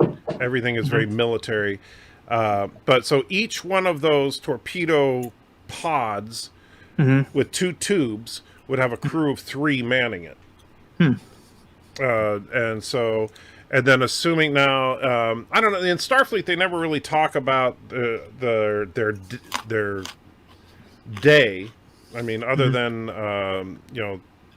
how many shifts there are. So, but if you go by the naval tradition of 18-hour days, and you spend 1/3 of that on duty, that means you have to have 3 complete crews, right? I have to clarify. 18-hour day is a submarine thing. It's not a Navy thing. Okay, but assuming I'm basing it on the submarine system. Right. So would that mean that, like, so if one of those torpedo pods required a crew of 3, that would mean I'd actually need 9 crew for each one, right? Right, because, assuming that, 3 shifts. Yeah, I mean, I would have thought you'd just have it all preloaded and automatic, hit one button and it fires, as many salvos as it to empty itself. Well, except that in TMP era, we know that the torpedo rooms are manned manually, except for when Mr. Scott works his magic and makes everything automated somehow. But in Star Trek 2, they actually show the crew loading it. Well, they load it into the launcher, right?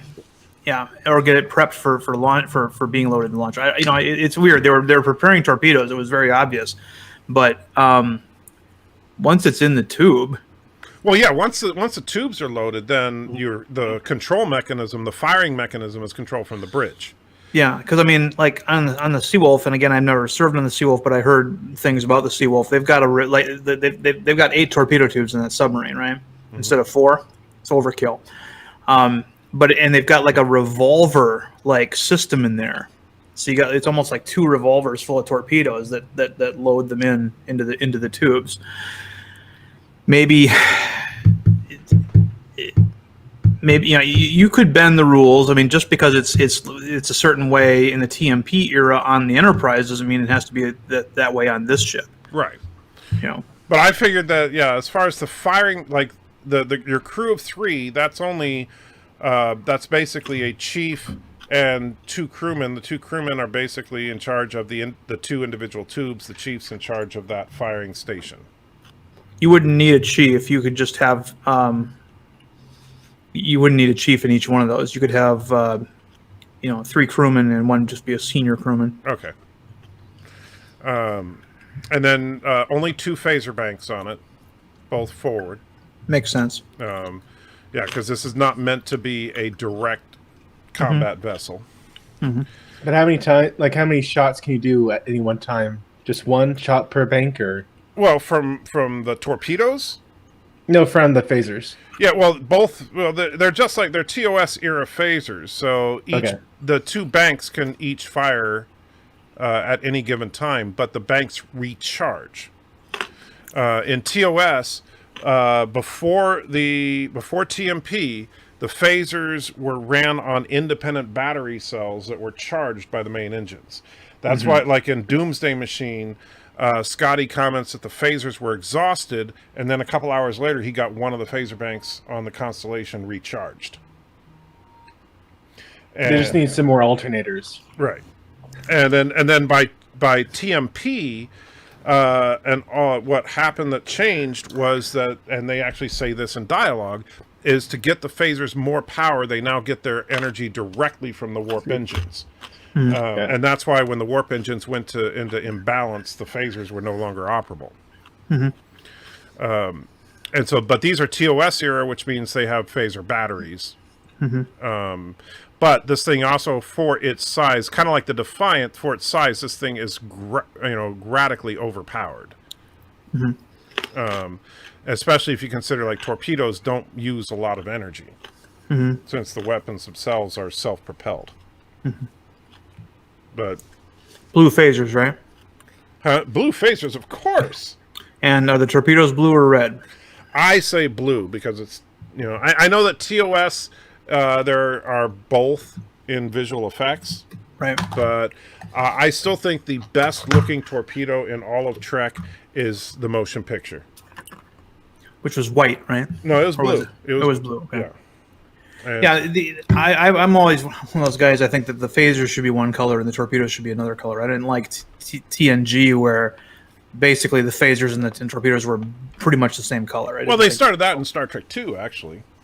That is true. You're right. Yeah, Star Trek II, they were both red, and they kind of stayed red and orangish pretty much for the rest of Trek. And I do prefer green torpedoes from Klingon ships, and green from Romulans as well. And the Borg. Green just seems to be a villain color. It is, yeah. You can have black ones. Or well, the Dominion had purple, I believe. Yeah. They had purple and violet. So that was kind of neat. Yeah. But since this is TOS, then obviously the phasers are blue. The torpedoes could be blue or red. I don't know that I'm crazy about the shape of the saucer. I know it's shovel. Yeah, it's not exactly a saucer. I mean, but I mean, it's like I say, it's probably the right shape though. I have to. That's admit. the thing. Is that what I've been trying as I've been building this, I've been building it for function. Yeah. And then kind of tweaking a little bit for aesthetics. And so like this saucer is obviously thinner than the saucer from a Constitution class. Right. It's only one deck. And basically the entire front of the ship, you have a lower deck here where the phaser control and stuff is, the main deck, which is where all your crew quarters and stuff are. Yeah. An upper deck, which is mechanics and the upper phaser, and then the bridge. That's it. So is this a Balance of Terror style phaser control room situation for the phasers, or are they just automated from the bridge, like usual? Well, I think that the phaser, honestly, the way I would see it is that and this is my headcanon here as far as trying to fix Balance of Terror. I think that the phaser control room is useful at, if say the automated system is damaged or not working at peak efficiency. Makes sense. And they did actually have a phaser circuit burnout early on in that episode. Gotcha. So even though it doesn't work 100% with what we see on screen, I still like that. And How many torpedoes were you going to thank you. Yeah, Mr. Miles, actually, thank you. Shows first.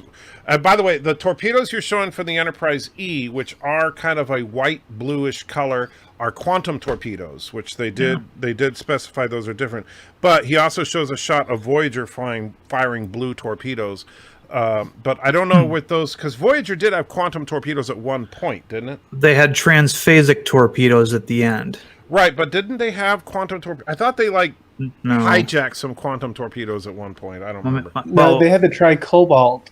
That was just the MacGuffin for the first episode. Right. Yeah, it was always something that kind of puzzled me why they always said armed photon torpedoes, and yet the only torpedoes we ever saw them usually fire were photon. This goes for TNG and for just say armed torpedoes. Yeah, just say torpedo. Why is it? Why do you always say photon? Well, they had to be another kind of torpedo in there. So, but we just never saw them use it.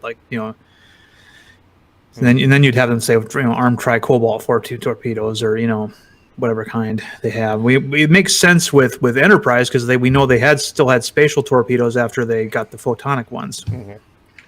And Tim says, according to Mr. Scott's guide to the Enterprise, torpedo launcher was capable of firing 4 torpedoes in rapid, I'm assuming, succession per tube. That would make sense, especially with what we saw in Star Trek 3, because we did see them fire 2 torpedoes, back to back out of one tube. And obviously the automated firing system, I could see that what they were really loading was a torpedo magazine. I think that would make sense. What do you think, Darren?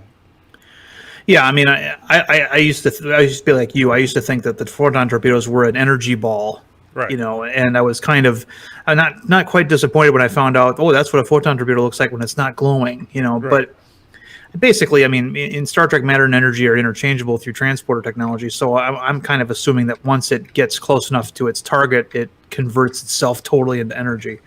But that's Darren's headcanon, and Right.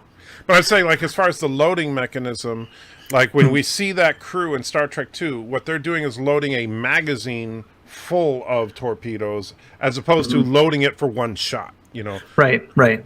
And that was a casing, too. I mean, we know that you can put a humanoid body in one of those things, Right. too. They did that in Next Gen.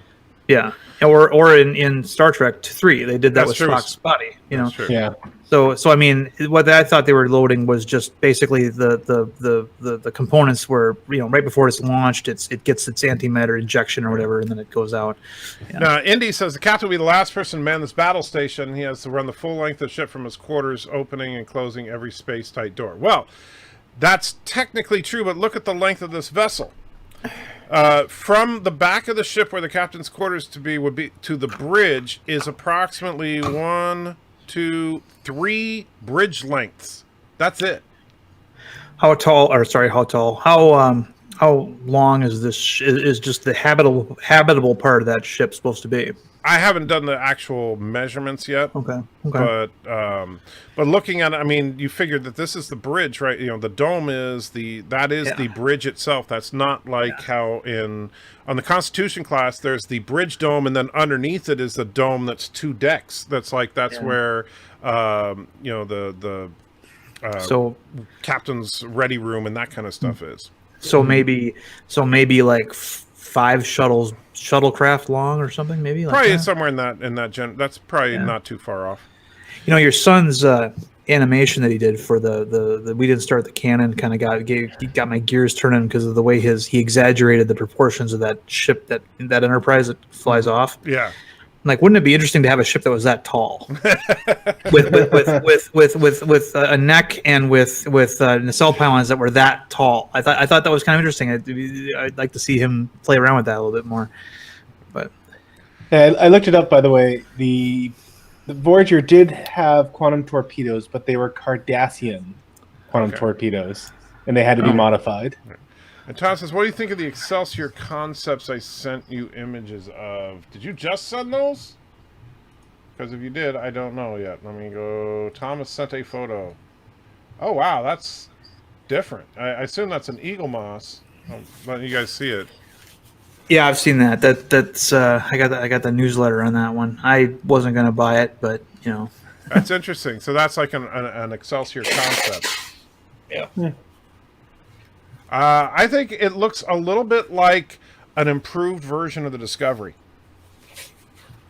Didn't Enterprise rewire the phasers to run off the warp core in Enterprise? I remember when they improved the phaser power, but I don't know if was it through running it through the warp core or not. I don't remember. They rerouted the overload into structural integrity. I remember that way because when they first got their phasers, they realized even against their first enemy, they weren't powerful enough to really do any damage unless they overloaded them. Right. And And then Donnie, let's see, Lancer says, I think Deadpool 3 just got canceled. I saw that like on the headline on a Nerdrotic video, but I don't know. Yeah. I haven't seen anything on it. But you know what? Unless you hear something from Disney or Marvel, take it with a grain of salt. Wouldn't it be interesting if there was a third version of Deadpool played by Ryan Reynolds that was adapted to the Marvel Cinematic Universe? Yeah, they could have a new Deadpool origin movie. Yeah. And of course, he'd be breaking the fourth wall, so he'd be like, "What? I can play the same part again, can't I? You know, Yeah. that would be actually awesome. And you sent 2 pictures, said Thomas. Let me see where it's. Oh, okay. The other one is a 4. There's a 4 nacelle variant. I assume you saw that one too. Yeah. Again, the only foreign nacelle ship I like is the Constellation class because it makes sense. Yeah, I think that the Excelsior they went with was better. Yeah. I'm not going to lie, but I mean, I think the 4 nacelle version looks better than the 2 nacelle version of the kind of flattened Excelsior. Yeah. But I still think that completely flat starships don't. I don't know. It's like the Enterprise J is very flat. I don't like that, and that's why, like with the ship that I'm working on here, I don't even know what it's going to be called yet. But I wanted to make sure it had some bulk to it. You know, I didn't want it to appear to be just a flattened out pancake kind of ship. But yeah, and this thing is, like I said, this is meant to be completely functional. There's no wasted space on this ship. But I mean, just as long as the nacelles are out of the way, that's the thing that I would suggest. But it's broadside torpedoes and broadside weapons just to me often made more sense. I mean, it's one of the things I liked about the Reliant was that top weapons pod, and the top phaser, mega phasers and such. So it just seemed to have a lot more coverage just because of that. And and that's something you don't. It's funny because you don't see broadside weapons in sci-fi very often.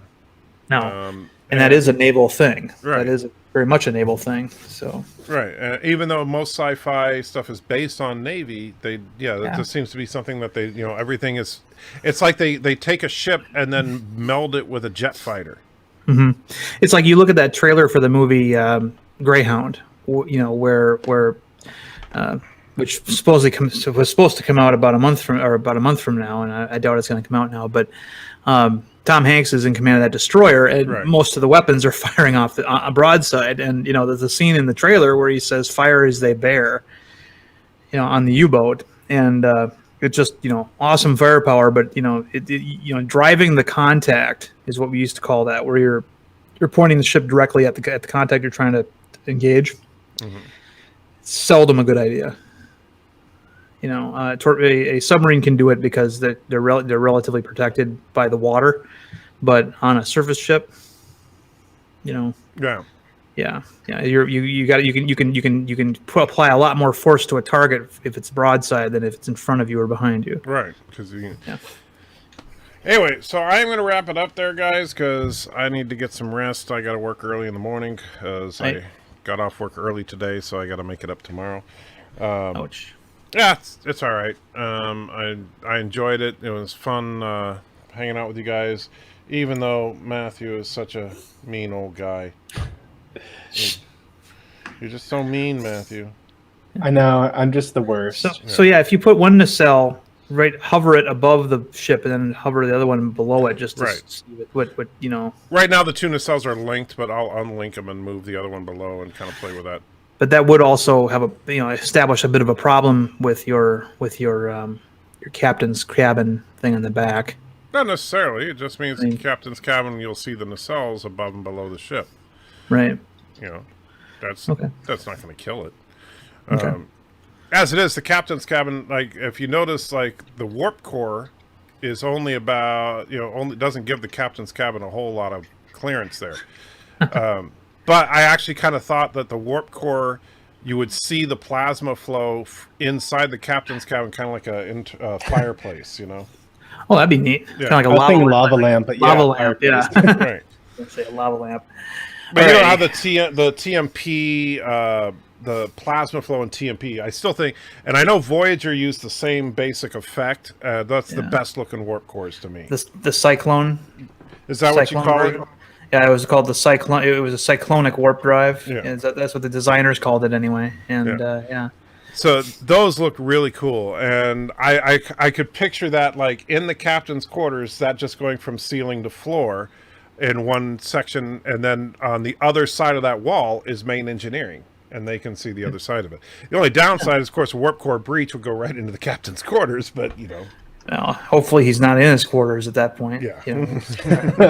You know. And by the way, Tom says that quantum torpedoes make people Wiccans. Is that true? You know what you could also do? You I have could to have, see the studies. in airports where you got those walkways that are kind of like they move. Yeah. You know, kind of like an escalator, but you don't go up or down. You just go people mover, yeah. Yeah, you could have one of those. Like he gets out of his quarters and he steps onto one of those and he gets whisked, as he walks to the bridge, since it's a straight shot. But I would say this is that, I mean, even though I haven't done the measurements, looking at this ship, a person in reasonably good shape could run the length of the ship in a matter of a few seconds. Yeah, I suppose. I mean, because if you figure, like, the bridge is, maybe 15 feet across? All right. So if we take that as a rough gauge, that's 15 feet. So from the bridge to the back of the ship would be about, let's see, there's 15, 30, 45, 60, maybe 65 to 70 feet. That's not that far. And you're going to have ladder wells instead of turbo lifts, right? Because yeah, there's not going to be a turbo lift on this ship. Yeah, that's cool. I mean, the ship is about 5 decks, but yeah, it's all going to be ladders. One of the things I like about the Orville is it's got that great big staircase. It's such primitive tech. Well, and this wouldn't have like a big flowing staircase like the Orville, because that would be wasted, but it would have like very thin railed stairwells that you would run up and down like you would see on a naval ship. Yep. Yeah. And that you could very easily trip on if you were a civilian not comfortable with that kind of thing. Yeah, see, this to me, I look at the size of this thing is supposed to be. This would be a ship that doesn't have a standing crew necessarily. It's like they have these things lying around, and they tell an officer who's trained to be able to captain one. Okay, you're going to go and deploy weapons and then get the hell out of there, just like you're supposed to. Right. You wouldn't have this be a ship that is sent out on any other kind of mission. Well, this is an escort ship. Yeah. Yeah, it's part of a battle group. It's not, and so like if you have a fleet. Say your flagship of the fleet is like, since it's TOS area, your flagship is like a Constitution class, right? And then you have a couple of pre-TMP Miranda class, and then you'd have a couple of these, and of course, the crew of this ship would, when they would occasionally rotate out to go into one of the other ships to relax a little, because there would be no amenities here, right? Josh wants to know about the ladies' uniforms and on this ship. I didn't say. What are the women wearing? Are the women wearing miniskirts on this ship? Of course they are. Standard Starfleet issue. And Dax approved. And you're gonna have to go up a ladder well with one of them. Yeah. Never mind. That's true. Probably have to have the females in the lower orders. Well, but what you think about it, actually, if you look at the TOS women's uniforms, yes, they were wearing mini skirts, but they also had matching, panty covers. Bloomers. Yeah. I've got a screenshot of Uhura bending over. Right. I'm sure you have a lot of them. No, just one. But no, they all had that matching, because it was supposed to be. It's part of the uniform because it's not supposed to be, right. exposing you. Terry Farrell, when she had to wear that uniform for Trials and Tribulations, she was astonished at how mini that skirt was. She'd never worn anything like that before, and she had to worry about how she walked and how she did ordinary moves because of how much cheek she was showing off. That's funny. Zach, you wants to know what am I calling this class of ship? I don't know yet. I want to name it. The funny thing is that I want to name it after BirdOPrey5 because he's not doing very well right now. But I can't call it a Bird of Prey, right? Because that's taken by 2 other races. So the Federation can have their own Bird of Prey. Yeah, the Federation Bird of Prey. Why not? Or Borg Bird of Prey. You can have a Jemadar Bird of Prey. I was actually thinking about the Joey class. And the name being like a Joey is, of course, a young kangaroo, and a Joey is always dependent on basically being attached to mom in the pouch, and this Joey is always part of a battle group. It's never an independent ship. Huh. And so I thought I about I was gonna say what is Joe's last name, but you probably don't want to say it. Well, and his last name would not make a good class name. I can tell you that much. Okay, it's not. It doesn't have a nice Italian sound to it. Well, it has an Italian sound, but it sounds more like an Italian curse word or something. It's like, Oh, okay. Well, that could be appropriate. Yeah. The sassy class. The sassy. It class. could be the Beagle class. The Jeep. Yeah, Jeep class. The Jeep class. Wrangler. Yeah, the Wrangler. That could be one. Yeah, I could see you call it a torpedo wrangler. Yeah, or what is another Jeep that he likes? The Escapade or whatever. Or no, The Cherokee. Cherokee. Oh, okay. Well, the Native Americans will get after you if you call it. Yeah, if you call it a Cherokee class, and you're racist, whatever. Mm-hmm. You know. Even though they didn't mind the Lakota. Right. Or or the wind. Yeah. And Mr. Miles says, actually, a Starfleet Klingon hybrid ship would be cool. Yeah, but this is TOS era, so Starfleet and the Klingon Empire were at war at this point, or at least in a Cold War. Nah, we can throw continuity away. Remember? So yeah, maybe. I am not going to throw continuity away. The Klingons and Federation were friends at this point. No, you got it all wrong. They were friends. They were allies. Yeah, so we got the Wrangler, the Wagoneer, and the Liberty are all Jeeps. Of those, I would take the Wrangler. I think that a Wrangler kind of fits this because if you figure that these things are move in packs, and that's kind of what they do. You know, they surround and then launch their broadside at a target. They're Wranglers. Another offshoot of the Wrangler is the Wrangler Rubicon too. So that's true. Although they did name a runabout the Rubicon right, at one point. Because that's also a river. Yep. I think Wrangler. But it could have been a memorial, like if you had the ship go down in a blaze of glory. I kind of like. I think we'll go with the Wrangler class, named after Bird of Prey. Yeah. And so he'll like that. You know, it would be interesting if you had all the torpedoes on the starboard side blue and all the ones on the port side red. I've often thought that'd be kind of neat to have like for example, like you take a Connie and you have all the phasers on one side one color and on the other side the other color. What, to match naval tradition? Well, no, to match the running lights. Right. And I just thought that's an interesting idea, but no one has ever done it, so That sounds like something where you have to have so much government funding going to a disenfranchised group. And the disenfranchised group is like, well, we'll make them pretty colors. or have, like, for example, how in Wrath of Khan, the phasers that the Enterprise fired were pulsed. Yeah. But there's always two of them, right? Well, what if one of them was a solid beam like we're used to and the other one was pulsed? What would that look like? Would that be more effective against certain kinds of shields than just having two beams that are solid or two beams that are pulsed? But I always thought the Wrath of Khan, like people arguing about pulsed versus beam phasers, I figured that the way I looked at Wrath of Khan was like, well, it's kind of a beam and it's just fluctuating because it's better detail and stuff because it's a movie. Right. I always figured that's kind of what phasers always looked like. They just couldn't do it. Yeah, they're not pulsed burst phasers like the Defiance and the right. And so, right. These are still consist. Like you can see the beam origin point and the target, and you can see it traveling along that path. It's not like a blop, Yeah. Yeah. Mr. Miles wants it to be called the Wicket class and say it was designed by Harry Potter fans. Ugh. It looks like a duck bill. It kind of does right there. Yeah, it's you're despicable. The Howard class, the Daffy Duck. Yeah. The Daffy class ship. Yeah, that's I'm sure a lot of people. Let's see. I just heard something come in through StreamYard or not StreamYard, Streamlabs. Man, I can never keep these things straight. That stream thing. Yeah, that other stream thing, and it was Joe Biden donated $1 and said, "Vote for me, and I will build many of those ships in Legos. Don't worry, I will only raise taxes a lot." Oh man. So yeah, vote for Joe Biden, I guess. And Tom says, make a Klingon ship for Bird of Prey. But Klingon design aesthetics, I don't know as well as Federation. That's the problem. Yeah. I did think about that, but... The Federation uses simpler shapes. Yeah. Right. And every time I've seen a custom Klingon ship, they always look like crap to me.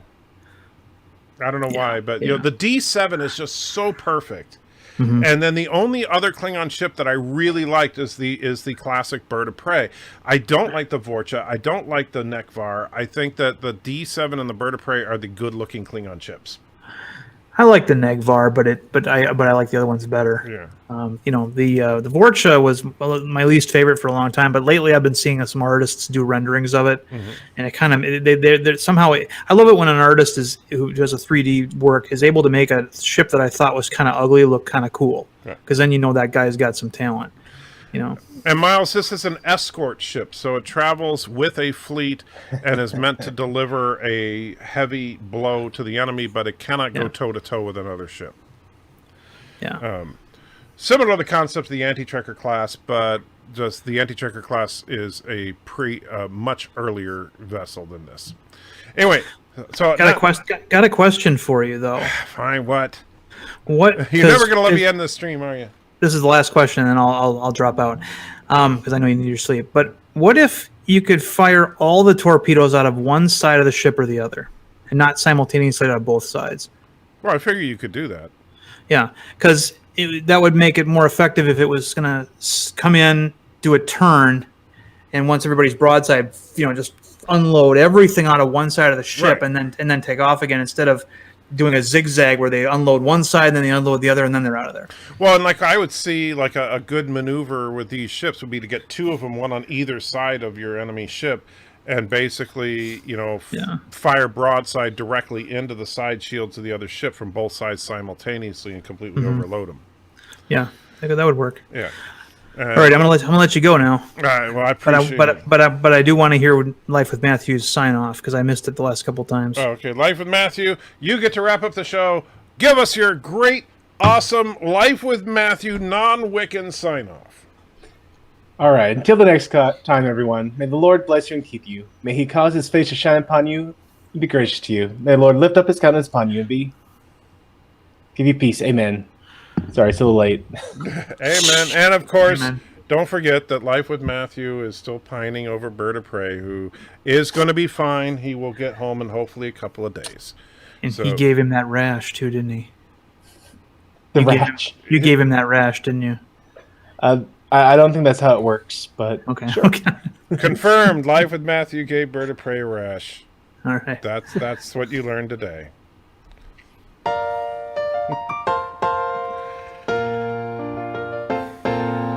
Making your way with the nerds today takes everything you've got. Taking a break from hating JJ. And Josh Street throws in a couple of bucks, says, "No, it's not 1 a.m., so you can't end the stream." Oh, you guys hate me. Actually, I appreciate that, Josh. Now, do you want to see one of the super chats, Josh, or are you just trying to, just stop me? I mean, I'll play one of the super chats you want.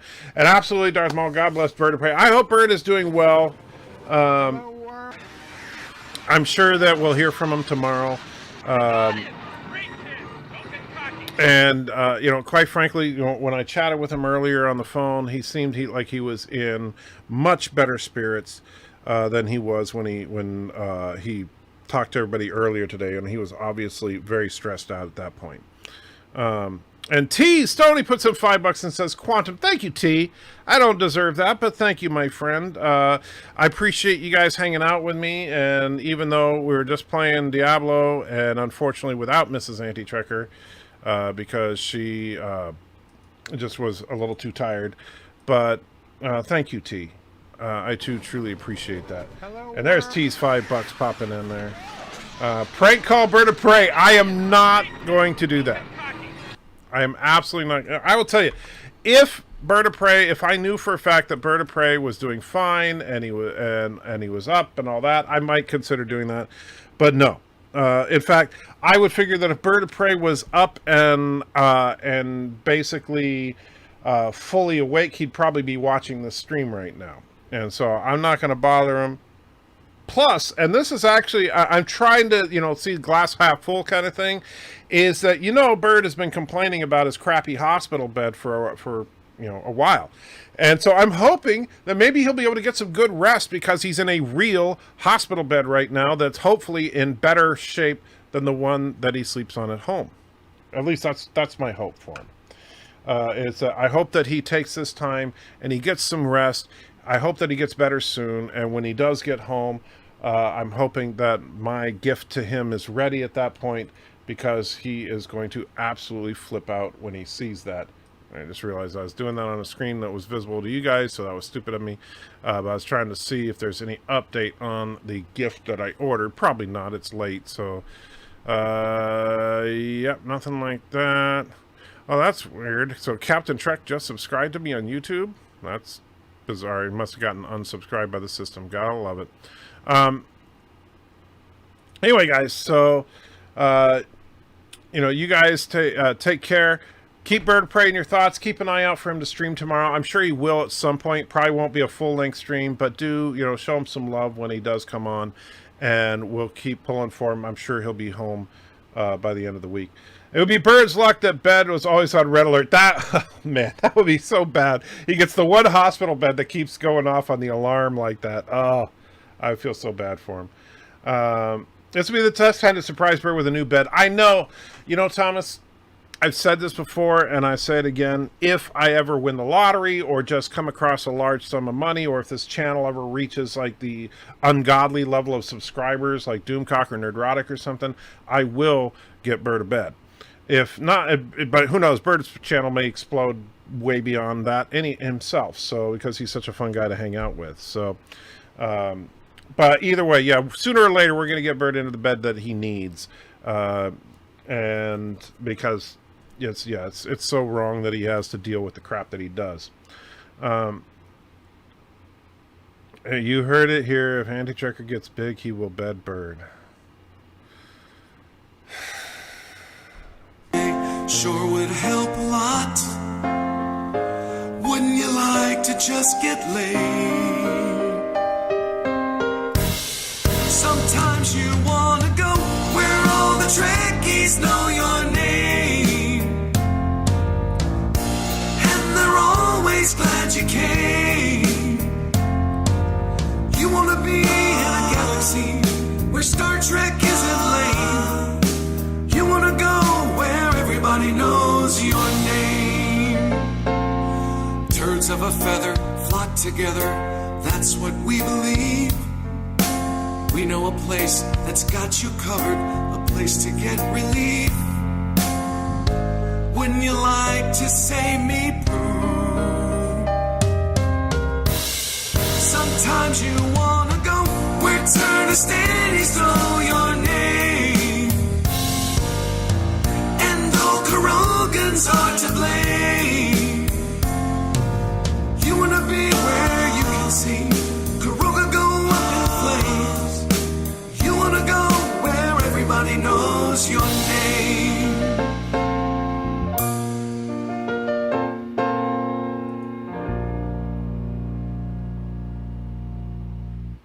You son of a bitch, Anti-Tracker!